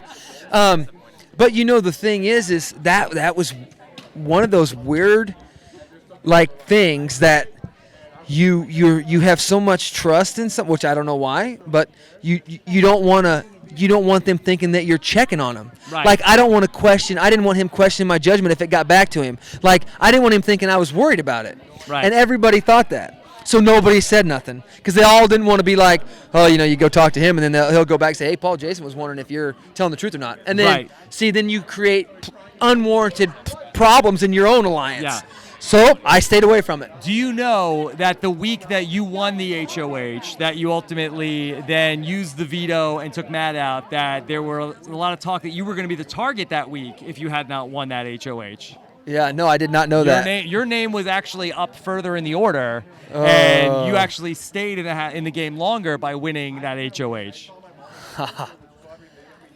Not a shocker, I guess, but woo, good timing. That was a good move. That was a good move. Sweet. For an HOH. Clueless till 5 seconds ago. Yeah. Did you ever consider taking an apple from the Tree of Temptation? Nope. Never did consider it. Hindsight, my man, is 2020. That's a good idea also. Yeah, that would have been a good idea. But had I got the bounty on your head, I would have been toast. Right. I guess so. Even more so. Right. The only one that would have been that done me any justice would have been the double veto. Yeah. You know what I mean? Yeah. They should have put more good things on that Right tree. on, right on. That would have been good. Yeah. So overall, your Big Brother experience. Awesome. Okay. And would you consider doing this again? I would. I mean, right out of the house, I would have been like, absolutely not, never. But I mean, now I'm like, because now I feel like I am a light year smarter. Yeah. And after this, the relationship with Paul is what has to happen. I can't wait till he decompresses a little bit so I can grab him, hug him, and hopefully open that door back up. Okay. All right. And Jason, good to see you. Thank you. Let me just also ask, a lot of people were saddened, some of the isolation of Kevin in the house. Yes. Is everything good there? Yes, I'm a huge fan of that man, and I will be celebrating the new year at his house. Okay, all right, So, good. Because you guys need to talk. Yeah. All right. Jason, thank you so much. Thank you. Take care, all right? I will. Appreciate it. Hey, we are back with Mark and Elena, and now Marlena is back? Marlena's happening, right? I guess Marlena's I happening. see. You know how I knew for sure? Marlene is definitely happening. You know how I knew for sure? Because in that final jury question, when it was Elena's biggest regret in the house was something, or losing her game for a showman's, or not sticking up for Mark. And the answer was not sticking up for Mark. I said, I think in the jury house. I think they got back together. Yeah. You know, I mean, it's tough when you're actually Especially in the Big after Brother what house. the Zingbot had to say. I mean, I wasn't too concerned. I knew how we were behind closed doors, and I mean, the people in the house didn't really know what we were. So it doesn't bug me, whatever they thought. Yeah. I knew how she felt about me. Well, I want to get your specific take, the two of you, on Paul ultimately losing the game, because in those jury segments that we saw, you two were all of us at home reacting to what the Jasons, Alexes, Matts, and Ravens were saying as they came into the jury house. Yeah. And you guys watched those tapes. Yeah. How did you guys piece this all together before the people that were actually still in the house? I mean, me as a competitor watching it get thrown, especially when I heard Paul was the reason Alex threw that HOH to get Jason evicted, and I've just never been, me as a competitor, the whole throwing thing I just hate. So, yeah. Yeah, I agree. I mean, I know I participated in sorry. Yeah. I'm not a professional. I participated in some of the on board with the Paul thing at the beginning. We were both guilty of that. I helped him with the second one. But I don't want to discredit Paul's game. He played a great game. He just played too much of a game. He just overplayed it. Yeah. And I was honestly still rooting for Paul when I first entered Me too. the jury house. I thought, I'm hopeful for Jason. I'm hopeful for Paul. I'm hopeful for Alex even. And I didn't leave on great terms with her just because I knew they were at least trying. They were active players in the game. But the more I heard as jurors entered, especially Jason and Alex coming in, that Paul betrayed them like he did us. And here, like, you compare notes in the jury house and you learn a little bit more about the deception and like the dirty game he played, and we just couldn't vote that direction. And I know some people may call it bitterness, and Josh berated me with pots and pans, and I respected his game more than I did Paul's. Paul Yeah. played, no, don't get me wrong, Paul played a great game. He played a better game than Josh, but I respected Josh's game way more. And that's the beautiful thing about being a jury member is we get to vote. We have the decision. So we can vote how we want. And there was a lot of content that happened in that house. People saw 3 shows a week, 45 minutes each. There's 168 hours every weekend. So a lot more happened than I think everyone realizes. Mark, can you talk a little bit about the confrontation that you were having with Matt at that jury roundtable? Was that something, were you guys just sniping at each other for a while before that, for days? Yeah, I mean, we were kind of avoiding each other in the jury house, and then with Raven being in, I couldn't stand either one of them. I snapped on him a couple times in the jury house. But the whole thing is, like, me as a competitor, he was irrelevant. And maybe I'm wrong. I'll watch back the season. Hey, well, in fairness, Raven was the puppet master this season. The strings were cut. She didn't control anything in the house. And so when irrelevant people have the nerve and come up with something new, he kept calling me Sulky and the Incredible Sulk because he saw it on the comic. And I like to come up with something new. But all he was doing was just saying how he played the same game as me, but I won 4 competitions. I love the moment where he's like, sit down! And you're like, I am sitting. Because what comes? No. That sums up them. They don't make sense. Like Raven would repeat things Christmas said to me. Matt just repeats himself and mocks people. He did nothing this game. When he said his biggest regret in the game was nothing, he wouldn't change anything. He chilled. Hey, I'm happy with eighth place. That's pathetic. Just as a competitor, I hate it. See, now I'm just ranting because. This is what people like. But he was irrelevant in the game, and he wanted to say that I didn't really play a different game than him. I had to fight for my safety. I don't even want to talk about him. That's it. It's just That's it. He's irrelevant. You're done. Elena, you asked the question in the jury questioning about the bullying going on in the house. Was the answer that Paul gave, and obviously he didn't get your vote, was that close to anything you wanted to hear? No, it wasn't, but I don't know what I wanted to hear. I mean, he tried to deny it. Would I have been happy if he had just owned up to it? Oh, plane. You're fine. Okay. Would I have been happy if he had just owned up to it and admitted it? I'm not sure. I wanted to ask the question because I knew he had that in the back of his mind, that he was concerned about the way he was being perceived, especially in that regard. And I wanted the question to rattle him, and I think it did. I think that's how the jury felt. It was bullying and harassment, and if he wasn't a part of it, he's the one that stuck Josh on Jess and Cody the first couple of weeks. It was all Paul, and Josh did what he had to do to get there, but Paul just took everything too far. Agreed. You were the only person that took an apple from the Tree of Temptation. Again, oh my, Matt, you're going to be on the block with Raven. There's an apple up there that says 2 freaking vetoes. Let's take a chance. Let's compete. But no, let's just go with the flow and chill and eat cereal and shower. Matthew John Klein! You have to stop doing that. I don't want to hear it anymore. No, I mean, I took a chance. I did the thing. I gave my friendship to Paul because I didn't want him to compete in veto. And it was a joke. I mean, the competitors this season, half of them were a joke. Now I'm just getting salty. See, now I'm just you're getting riled up. All right. Let me ask you guys some questions. For you guys, do you guys regret siding with Cody and Jessica even after the house flip against them? That's from Doug Scott. No, not at all. Absolutely not. I wish I should have stuck with Cody more clearly. Yeah. Do you regret then the week 1 where then you guys went against Jessica and Cody? Here's the thing. Hindsight's 20/20, as cliche as it sounds. I asked Cody for information. I wanted to know where his head was at after making that move, and he didn't give me the information I needed to stick with him. Looking back, we didn't ever really turn on them. We kind of floated in the middle, but we were in the middle. We had to do what we needed to do to stay with the numbers and not seem like a target, but at no point were we ever actively against Jess and Cody.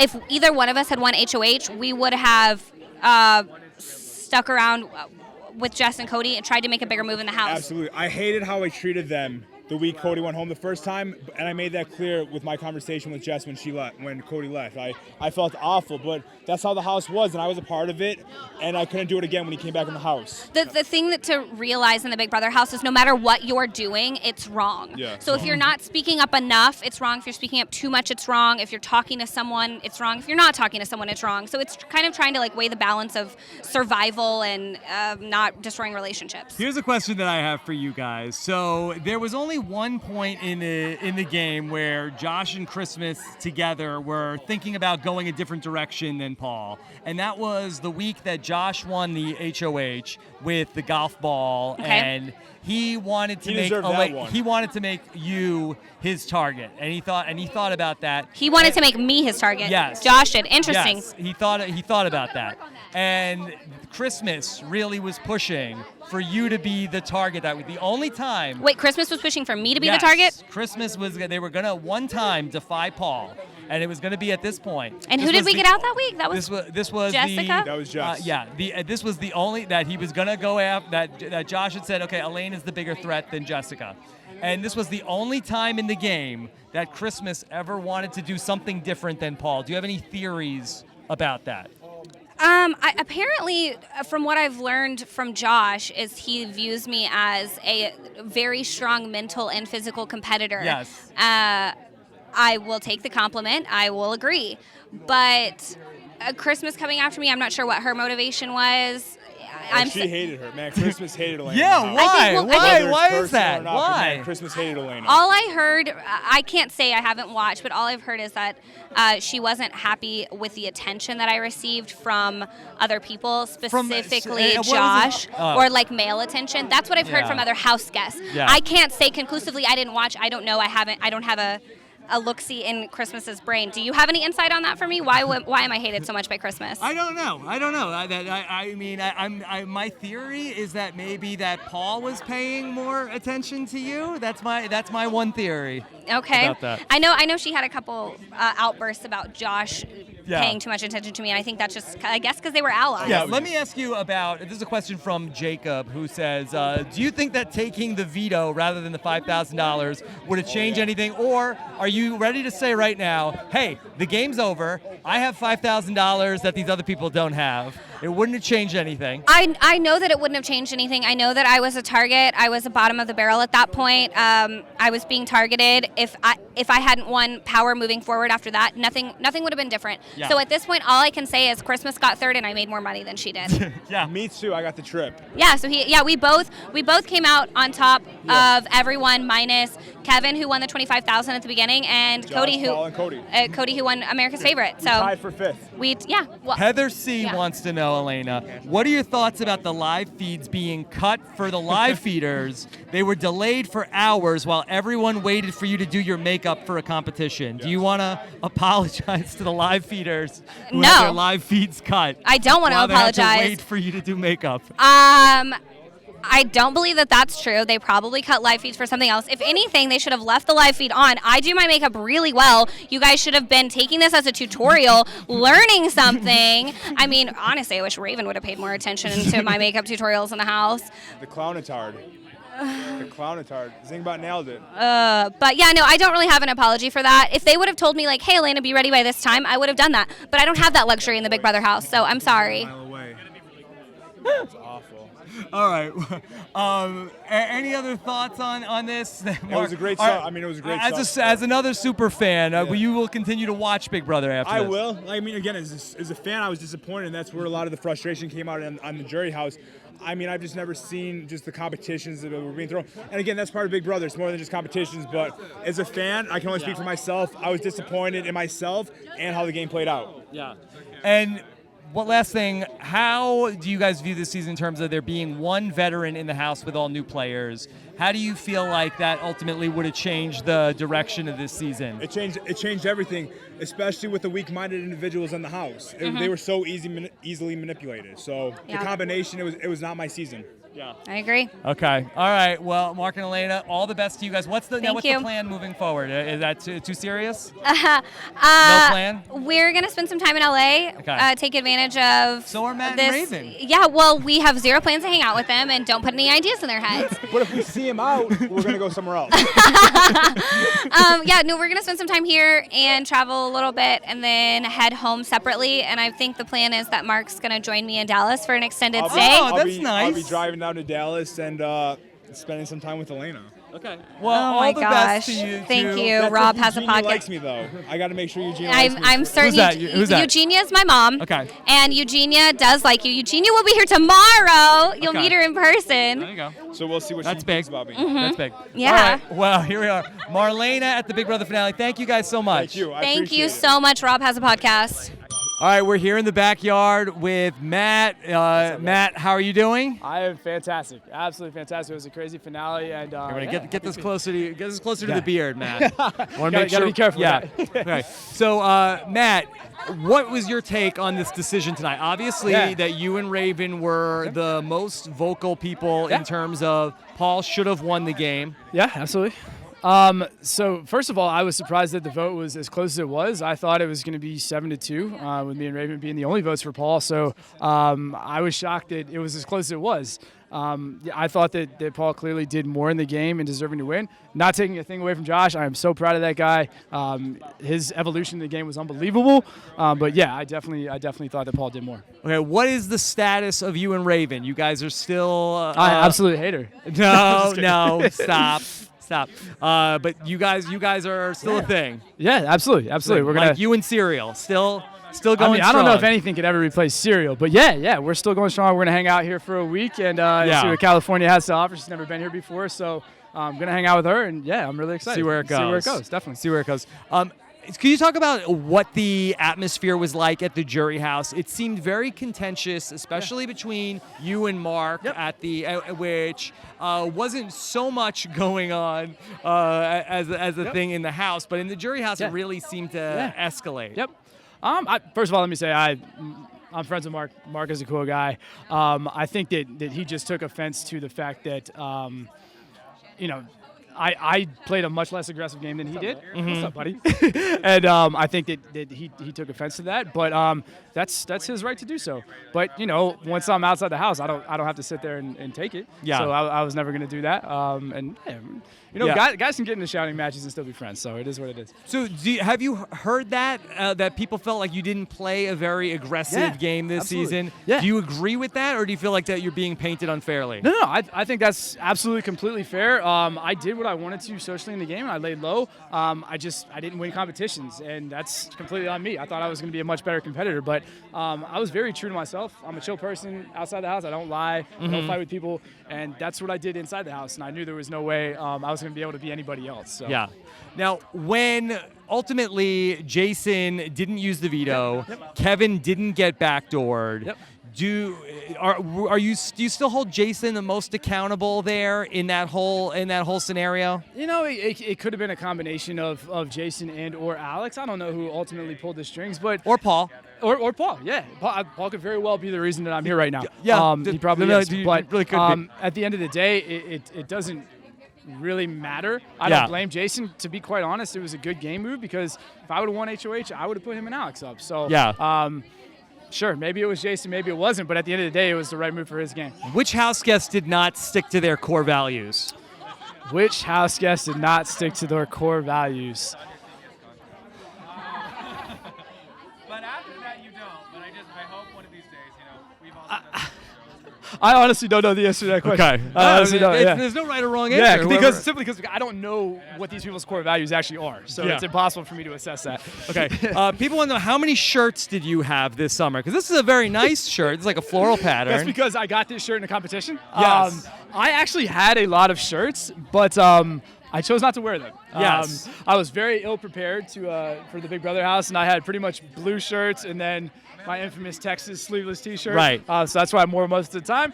Most of my wardrobe at home is black, and I couldn't wear black. So. Were you surprised that Paul didn't ultimately want to take Raven to the final two? Because once you were out of the house, it seemed like to me that would have been the way to go. So I'm a little bit surprised, but from a pure game standpoint, it wouldn't have made sense. He wouldn't have won. But he probably thought that he was going to beat Josh as well. Besides Alex, Paul played easily the best game in this house. It's not really close. So.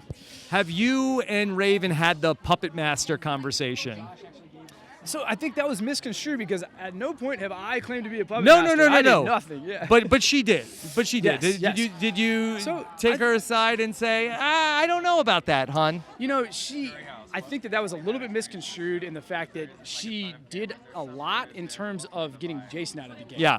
In terms of being a puppet master, I don't think we can necessarily say that because she finished 6th. Yeah. You know what I mean? So she did a lot of work behind the scenes that nobody knew about, specifically getting Jason out. But maybe that was a little bit exaggerated. Matt, I never said that. I have some questions for you from the listeners. Okay. Cool. Let me start off with Cash Kearns wants to know, why didn't you take Dan Giesling's advice before you went into the house? I'm not sure. That Dan Giesling, Yeah. he's a Big Brother player. Yes. That alleged that you guys had an opportunity to speak. Right. And you had said, basically, I'm good. I got this. I'm not going to comment on that. Okay, no comment. No comment. Okay. Yeah. But that the facts are incorrect on that story? I'm not sure what the question even is in reference to. Yeah. Okay. So this is from Joey W. wants to know, if the reward prize was a lifetime supply of cereal instead of the $500K, yes, would you have tried harder? No, I still would stick to my exact game plan. I would have done a little bit more in terms of preparing for the endurance competitions because I really was terrible at those. But Yeah. no, in terms of my actual social play, I wouldn't have changed anything. No. Okay. This is a question from Heather C. She wants Heather to C. know, Okay. do you have any thoughts about Raven potentially being a hypochondriac? Has that come across your mind in the house? And my follow-up question to that is, are you prepared if there is WebMD out there in the world? Could you potentially be even be more worried about other things potentially happening?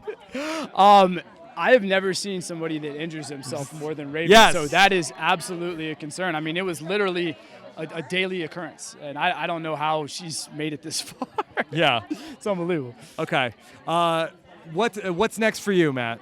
Just next for me. Gonna see what's going on? I honestly haven't decided yet. I'm gonna hang out and enjoy California for a week, and then head back to DC. Hopefully, everybody there still likes me, and we'll Yes, see what happens. I'm sure it's everybody there is fine. And what was your reaction to Josh winning, not necessarily Paul losing? I am super happy for Josh. Like I said, from where he started in this game, complete disaster, wreck, to where he finished. I'm really proud of the guy. I didn't know he was a super fan, so that explains a lot of the stuff that he did in the house, and it makes sense. I'm really happy for him. Can you just quickly recreate some of your great moments from the fight with Jason? Oh, God. Could you give us a real quick? What are you trying to do? Jason, what are you trying to do, man? You little punk! You little punk! You're just a punk. You staying? I don't you staying know why in the pantry, my homie. What's up with that?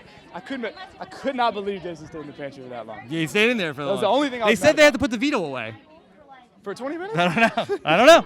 See, I even got a high pitch there. I don't know. Yeah. All right, Matt. All the best, buddy. Okay. Thank you very Take much, care. man. I appreciate it. All right, we are here with Ramses. Ramses, how are you doing? I'm good. High energy tonight. Yes, I am. It's Yes. Super Punters finale night. I have to be pumped for it. Yes, you were dancing right before we came on. Can you continue? Always. Yeah. Gotta get my moves in. Got to get the moves in. Ramses, so we had Josh as the winner over Paul. Yeah. Okay, as a Big Brother expert, let me get your take on how this played out in your mind. Did the right person win? Okay. As a fan of the show, every time I told myself, if I'm ever in the jury, I'm gonna vote for the person who I think played the best game, whoever was like most masterful and like strategic, and I think that was Paul. Yeah. I mean, Paul played such a great game. Like, he was able to master everybody. Some of the techniques he used obviously were not cool. Like, I did not like the bullying, but I mean, the fact that he was able to mind control literally everybody in there is insane. Yeah. Like, it's crazy.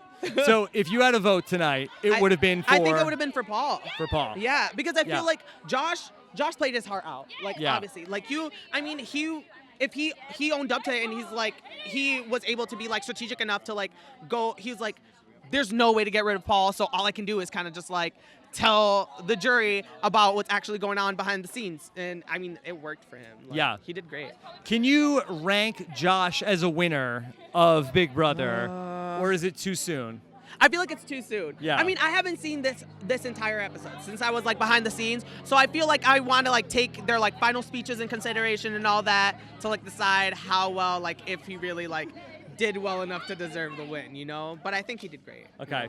And what about Paul's place in Big Brother history? How's Paul going to be remembered now? I think Paul's going to be remembered as a great player. Yeah. I mean, it's only... You don't always see someone come into the Big Brother house and be able to play literally masterfully, to be able to freaking bamboozle everyone who was in the jury and everyone who was pre-jury. You know what I mean? Which is insane. So. Okay, let me give you some questions that I have from the listeners of the podcast. Sweet. Okay. This is a question, what kept you from aligning with anyone specifically? And if you go back, would you have changed that you didn't want to align with them? That's from Kylie Chester.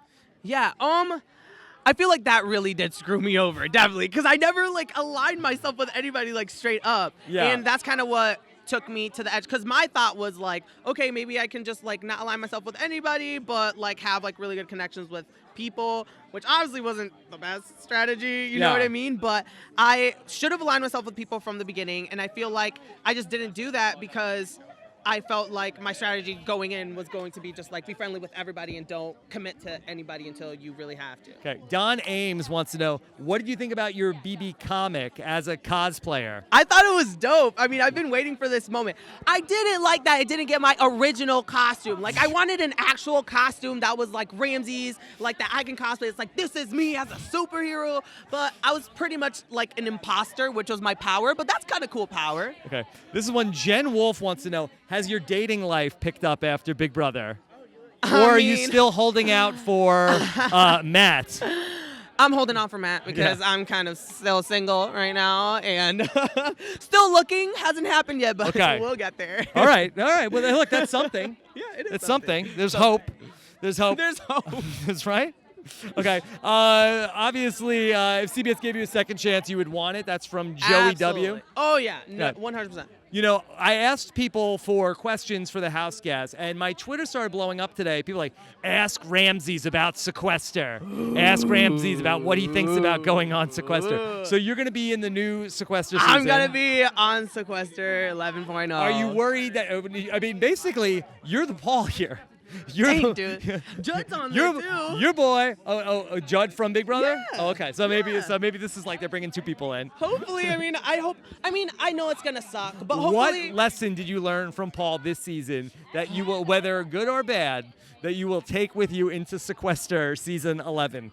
I mean, don't bully people. Don't bully that's people. not part of like. Does that who happen I am. on Sequester? No.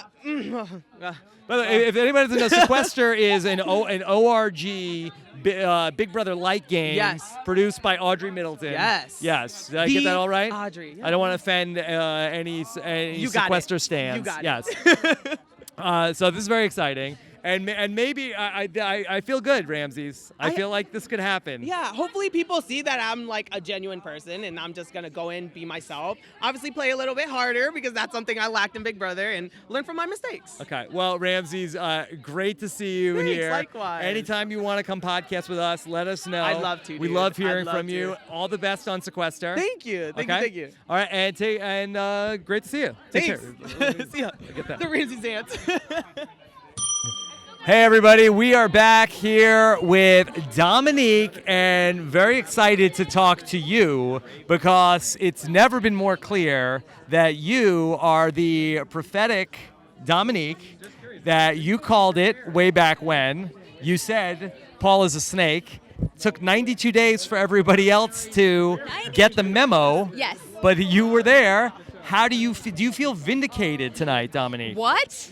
Beyond vindicated. I am extremely excited about the turnout tonight. I was like, this is what I'm talking about. This is what harvesting what you plant looks like, because he played a game, a nasty game, and it cost him. Do you feel like that you sowed these seeds that ultimately took up tonight? That's interesting. Yeah. So, let's just say that. I think that's a good one, Rob. That is a really Dominique, good could I have one. my own talk show? Yes, you could. Yeah. That is a really good one because, no one's ever asked me that. And I never really looked at it like that. I think I did. I believe I did. Dominique, it never was more clear to me than when I watched that recap show the other night, and you were talking about how Paul was a snake. Now, the problem was that I felt like that you were unable to get that message across in a clear way that people could understand. People felt like that you were a little bit trying to pussyfoot around. Mm-hmm. Well, I'm not saying he's a snake. I'm saying he's a snake-like tendency. Right. So I'm so glad that you brought that up because I wanted to talk about this. So it's very clear. I said it, CBS showed it, that I was praying in the bathroom and I'm like, God, who is a snake? Like, what is going on? Who did this to me? And tonight your prayer was answered, Dominique. Yes. And I'm the like, Lord works in mysterious ways. Oh my gosh, it was amazing, right? And when he told me Paul, I just could not believe it. And the timing of Paul in that room, when I came out of the bathroom for praying, I was like, this does not make any sense. And I knew that, so in my life, when God has shared things with me and revealed things to me, they don't make sense. They don't even make sense to me sometimes. And even when I try to explain it to people. I can speak for the people that watch 92 days of this Big Brother season. Things don't always make sense. No, it does not. It does not. And so I knew that me trying to explain what I knew to be the truth, people were not going to get it unless they were in tune. And I said, you know what? I was getting frustrated, so I was like, I'm not even going to waste my time trying to explain it to you. I said what I said. No, I don't have any physical evidence, but I know that that's what he is. If you watch his guy's mannerisms and how he moves and maneuvers and what he says, it's clear that he is acting like a snake. And I didn't want to make an accusation against him without having any concrete evidence, but the proof was in the pudding. Yeah. It was there. Oh, yeah. Let me ask you some of these questions from the listeners. After the veto meeting, the week that you were on the block, did you think that there was a chance that you would stay? That's from Joey W. Of course I did. Yeah. I didn't know that Jason felt the way that he felt about me, and that's still a little blurry because I'm like, why does Jason dislike me? Like, what is it that he has against me? And I still don't know to this day. I thought that I could convince him to see that, dude, Paul is a snake, and he's going to come after you too. Yeah. Just didn't work out that way. I was confident that, or a little bit confident that, somebody will pull me off the block. I have a question from Nancy who wants to know, if you could do it all over again, would you have handled that snake confrontation differently? Oh, yes, absolutely. What would you have done? So the initial plan was to call a house meeting. Yes. Because I was going to practice and get all of my ducks in a row. But he got the jump on you, yes, right? Yes, he did. Yeah. And I should have just said, no, I'm going to handle this tomorrow like I'd originally planned. Right, yeah. And he came out and really started calling you out in front. It was Yes. like very early in the morning, right? Yes, it was. Yeah. It was extremely early. So like 2, 3, 4 o'clock in the morning, something like that. Yeah. And I'm like, how blind could you house members be? Like, do you see this guy? He is overreacting right now. That should be a clear indicator that he's guilty. Yeah. He is being overly reactive. You don't have to do that if you aren't guilty. Yeah. How did you feel watching this season? A number of times that your original speech on the block about witnessing a false fact, dribbling the ball back, was referenced by Elena a couple of times. Right. Was that for you? Was that an homage, or did you feel like that was an insult? Oh, definitely an insult, but I think it's cute. Yes. Because isn't there an expression that says something like, imitation is the Yes. Well, best and in fairness, you were the only person that was able to say it correctly. Yeah. Exactly. So I'm like, at least if you're going to imitate me, if you're going to mock me, make sure you get it right. Do you have a new rhyme for this season finale? I should have. I didn't even think about that. No, I don't. Yeah. Oh, my gosh. Have you seen Paul tonight? Have you had any interpersonal interaction with him? Right. So I did. I gave him a hug, and I think I may have said congratulations. Yeah. And a lot was made out in the audience watching the show when Paul was supposed to dress up as a snake. Yeah. What was your reaction to all of that? I thought it was petty. Yes. And very appropriate for a 23-year-old. Okay. Now tell us, what do you have coming up? Is the Dominique talk show going to live outside of the Big Brother house? I am actually working on that. So I'm working on starting my own podcast. Yes. Still doing the research. About Big Brother? Potentially. Okay. So All right, all encompassing. It's a rough business. Yes, I'm sure it is, Yes, Rob. yeah. Maybe I can learn a thing or two from you. All right, that's fine. That's fine. You could be my new co-host. Let's do it. Okay. All right. How do you feel about watching the live feeds, Dominique? Oh my gosh, I loved it. I think that CBS really, really dominated that part of the industry. Like, it's amazing because you get addicted. You don't even know that because you're like watching it and you look up and it's like, I've been watching live feeds for 3 hours now. Yeah, what is wrong with me? I have things to do with my life, It happens. All right, well, Dominique, great to see you. Likewise. And again, that nobody can say you didn't call it way back when, 20 days in, Yes. you knew. Yes, give me my credit. All right, well, Dominique, great seeing you. Thank you so much. Likewise. Thank you, Rob. All right, we are here with Queen Jillian. She's oh my back. God. I'm back. Bad Yes. and bougie. Okay. Jillian, how are you? I'm doing. Were you doing like a freestyle rap? Yes, absolutely. Continue. Please continue. Bad and bougie. Bad and bougie. Yeah. Okay, but you didn't write that. You didn't write that. No, I didn't write I've that. done karaoke to that song. That's oh, fine. okay. All After right. a few shots. Okay, go Yeah. ahead. Okay, Jillian, so were you happy with the outcome tonight? Absolutely. I know that they wanted Josh out week 1, and he made it all the way to the end. So, I was really happy for him. Josh said about you tonight, Jillian, that was my Tijuana buddy. Did he really? He did. He mentioned that in the competition tonight. He did? Yeah. Oh my gosh. You know, Josh, I think at the time when I got voted out, everybody was going to vote to keep Christmas because she broke her leg. Why would they keep me when I can do the competition? You should have broken 2 legs. I should have threw myself off the stairs. Yeah. And just, and almost ended it all. No, I'm just kidding. Yeah.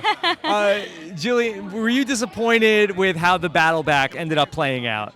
Yes, I was disappointed. You know, honestly, when I was on the stage and Julie said, who do you think is going to come out next? And I saw Cody, I knew it was not going to be good. I was like, here we go. It's going to be really bad. Yeah. And he ended up winning, which I knew. So, yeah. What's your feeling on Paul after watching everything play out this season? My feeling about Paul is he's probably a good person outside of the house, but inside the house, I didn't think that he played a decent human game. I think he played a good game, but I think it's hard to take the emotion away from the things that he did. When you were in the house, you were very close with Megan. Have you kept in contact with her? Absolutely. You know, Megan, she's doing really good. She's gotten treatment for her PTSD. I wish she didn't leave because she was actually one of my good friends in the house. But, she's doing pretty good. Okay. Jillian, I have some questions from our listeners for you. Okay. Specific Jillian questions. Yes. Okay. This is from Thomas McGee, who wants to know, looking back, what was your biggest mistake in the game? My biggest mistake in the game was not going after Josh and making a fake showman. That was the winner. That was the winner. Exactly. Looking back now, I really made a mistake. But I should have maybe advanced towards Josh and made a showmance to be in the group of showmances in the beginning, and that might have saved me. Let me ask you this from Matthew Wojcik. Would you have been comfortable being the pawn, the person that goes up on the block every week, the whole season, had you stayed in the house? Yes, honestly, to stay in the house, I would have did anything. I would have done anything. I did campaign, but you know what? At the end of it, when she broke her leg, nobody was going to keep me. Yeah. On the first night, who did you think was going to be the winner of the show? That's from Jen Wolf. The first night, I really thought it was probably going to be Dominique. Yeah. Because I thought she seemed really smart and she had it together. I was thinking, wow, this girl I think is really smart. She could go to the end. How surprised were you on that very first night that Christmas did not want to do a physical competition? She wanted to let it go to a vote. Oh my God. I was like, thank God. Thank God. Because the trapeze, after that, I was like, it only gets worse from here. I knew. So I was so glad that she voted for the vote. Yeah. Jillian, the whole Tijuana story has become such a big deal about every time they mention you in the house, you had the Tijuana tattoos. How does that feel that you've raised so much awareness for potentially people going to Tijuana for medical procedure? I think that I should get a kickback off of each referral that I send. No, I'm just kidding. Yeah. No, but I think it's a good cause. And you know what? I just wanted to come on here and show people, live your life. If you want to get the surgery, do it. Look at me, woohoo, like whatever. But anyway, no, it's really funny, and Tijuana for life. Yeah, well, you're so much fun. You're so high energy. Mm-hmm. I feel like that we didn't get to see this side of you on the show. Mm-hmm. I guess too many people going up on the block that first week and change. Yeah. But it's great to be here with you at the finale. Anything you want to tell people about that you're working on now? Hey, pick me for another show. I need to redeem myself and win some money. What show do you want to do now? Thank you very much. What show do you want to do, Queen Jillian? MTV, come on down. Any show on MTV. No dating shows because I just want the money. That's it. It's all about the money. All about the Benjamins. All right, take us out. Take us out with some more rapping. Okay, it's all about the Benjamins, baby. It's all about the Jillian. The $1 jillion. $1 jillion. $1 jillion. Hashtag $1 jillion. Thank you so much. Thank you. Cheers. Hey, everybody. Rob back here with Cameron Hurd, one of the most popular still house guests from Big Brother 19. Right? I'm not lying. I heard Taryn was rooting for me. Taryn came up short for Cameron for America's Favorite Player. I knew if I did well in his polls because his polls always do well. Mm-hmm. So I was campaigning as well to do well in that poll. All right. I know you're a super fan. You watched the whole season play out. You were there. You have a unique perspective on all of this tonight. So how do you feel about Josh as the winner of Big Brother 19? Josh the meatball screaming, "I'm not going home," right away, grabbing the golden apple. It's just amazing that he made it to the end. I think he was dragged to the end because everybody thought he was bad at the game, and it turns out like he's got the best jury management. And you know what wins games? Jury management. Paul never won because he can't manage the jury. He didn't own his game and his goodbye messages, and that's part of the game. And I don't think it's a bitter jury. I think it's poor jury management. In your mind, do you feel did Josh win the game or did Paul lose the game? It was definitely Paul's game to lose, and he lost it just by the goodbye messages. And maybe it was like him preaching his friendship too much, or maybe it was him just becoming way too close with people. But I thought for sure he was going to. I came into this finale night thinking he was going to win, and I'm very happy that Josh won. You thought that Paul was going to win. Yeah, and I then thought. Josh Sorry, won. yeah, Yes. yeah. I thought Paul was going to win unanimously going into this. I thought you got a pretty juicy question at the round Right? table Oh or my at the God. finale, right? It was like a lob, and I just was like, I'm taking this. I'm running with it wherever I want to go. Yeah. So I think that the campaign for Cameron to return to this backyard is well underway. That'd be awesome. I would die to be asked back again. They only ask back legends. I'm not saying I'm a legend, but like I'm so appreciative of like this whole experience, just being asked to play, just literally even being able to like talk to you and go on your pocket, like literally everything about this. I'm not taking any of it for granted. It's amazing. And by the way, we saw a lot of you both in the last clip show and in the montage, especially even like, hey, next season, do you want to be on Big Brother? Showing lots of you dancing. Really? Yeah. Oh, I didn't see that. That's awesome, man. It's happening. It's happening. That would be awesome. Yeah. Oh my God. So who have you kept in touch with over the time of the people that have been out of the house? Really the only person I've been like talking to frequently is Jillian. Like I'm in contact with the other pre-jurors, but I don't really talk to Megan ever. I'm really upset that she quit the show, and like I'm sure so are thousands of other people. It's just like so many people want to play the game, and like I want to play the game so bad. I was in like a Martha Stewart prison, and it was just a Martha like, Stewart ridiculous. prison, like a prison that Martha Stewart did up, or like where Martha Stewart went to prison. Yeah, like that. Right. Yeah. Is this the third longest you've ever been in this backyard? Yeah. Yes, it This is. is exciting because this is the second longest I've ever been in this backyard. Oh my God! So you're up. Well, I'm one up you then. I guess. Yeah, you're one up. By next year, maybe we'll be even, unless you come back. Right. So we'll see. How do you think this season is going to be remembered? This definitely is going to be the season of the temptation competition, like that. The only temptation that I really liked was the temptation competition. I think that should be brought back because I like the fact that there's a whole nother layer of strategy in that, so that way you can like either intentionally try and come in last and like be put on the block because you think you're going to get backdoored, or go for it and win. I think that's literally the best twist that's been introduced since the veto. Yeah. Let's take some questions that our listeners wrote into you. Here's what Jen Wolf wanted to know. Has Chippendales reached out to you? Have there been more opportunities to strip? I get like a lot of fans asking me to like, send them stuff. Whoa. But every time I get one, I'm like, block. Like I block people with an iron fist. Yeah, that's the way to go. Let me ask you, this is a question from Lisa Guerra, wants to know, if Paul was a harmful bacteria, what one would he be? Skin cell. It would be a skin cell. They're pretty awful. They don't do anything. They're just there. Staphylococcus epidermis. How ironic do you feel like that it was that a superfan did win this season? Yeah. The dragon had 3 heads. Everybody was worried about you. Everybody was worried about then. Oh no, Ramses is going to be the beneficiary. Yeah. But then they got him. The super fan they didn't see coming won this season. I know. That's one thing I knew coming into this game. I'd be a huge threat because like the last couple of people that have won have been super fans, and I knew I'd have to tone that down. But like again, I never had time to tone that down. I wasn't going to tell him I was a super. I was going to obviously tell him I've watched the show before, and I've been watching since 14. But I wasn't gonna say like, I watch the live feeds, listen to you for Christ's sake. Yeah, Like, I mean that's I'm just doing testing at work, and then I just listen to you, and you're cracking me up, man. No, well, now I'm brown nosing. Fuck yeah. me.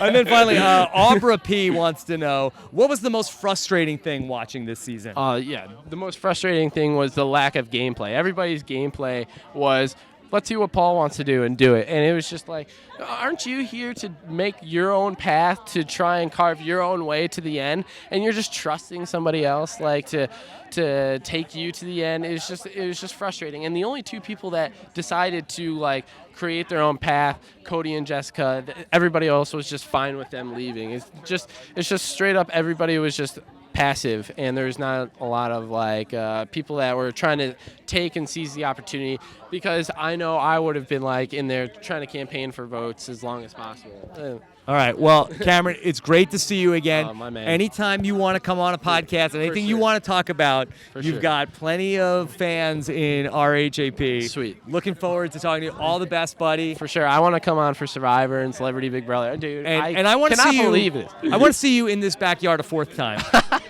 I want to see you come back that would again. Be amazing. I think it'll happen. I think it would only be if the fans come. If the fans come through and they're like, Cameron. Yeah, it'll happen. All right. All right, everybody, there you have it. Those were our Big Brother 19 finale interviews. Thank you guys so much for watching all this. If you haven't yet, you could subscribe to our YouTube channel to get all of our upcoming Survivor Know-It-Alls videos for the new season, or just subscribe to the podcast. Rob has a website.com/iTunes. Working on maybe one more Big Brother podcast coming up in the next couple days, so be on the lookout for that. And, of course, our Survivor coverage preseason is still ongoing, and then we kick off our first Survivor Know-It-Alls after the Survivor premiere coming up on Wednesday, September 27th. Thanks to everybody who stuck with us all season long on Rob Has a Podcast. From the Big Brother backyard, I'm Rob Cesternino. Take care, everybody. Have a good night.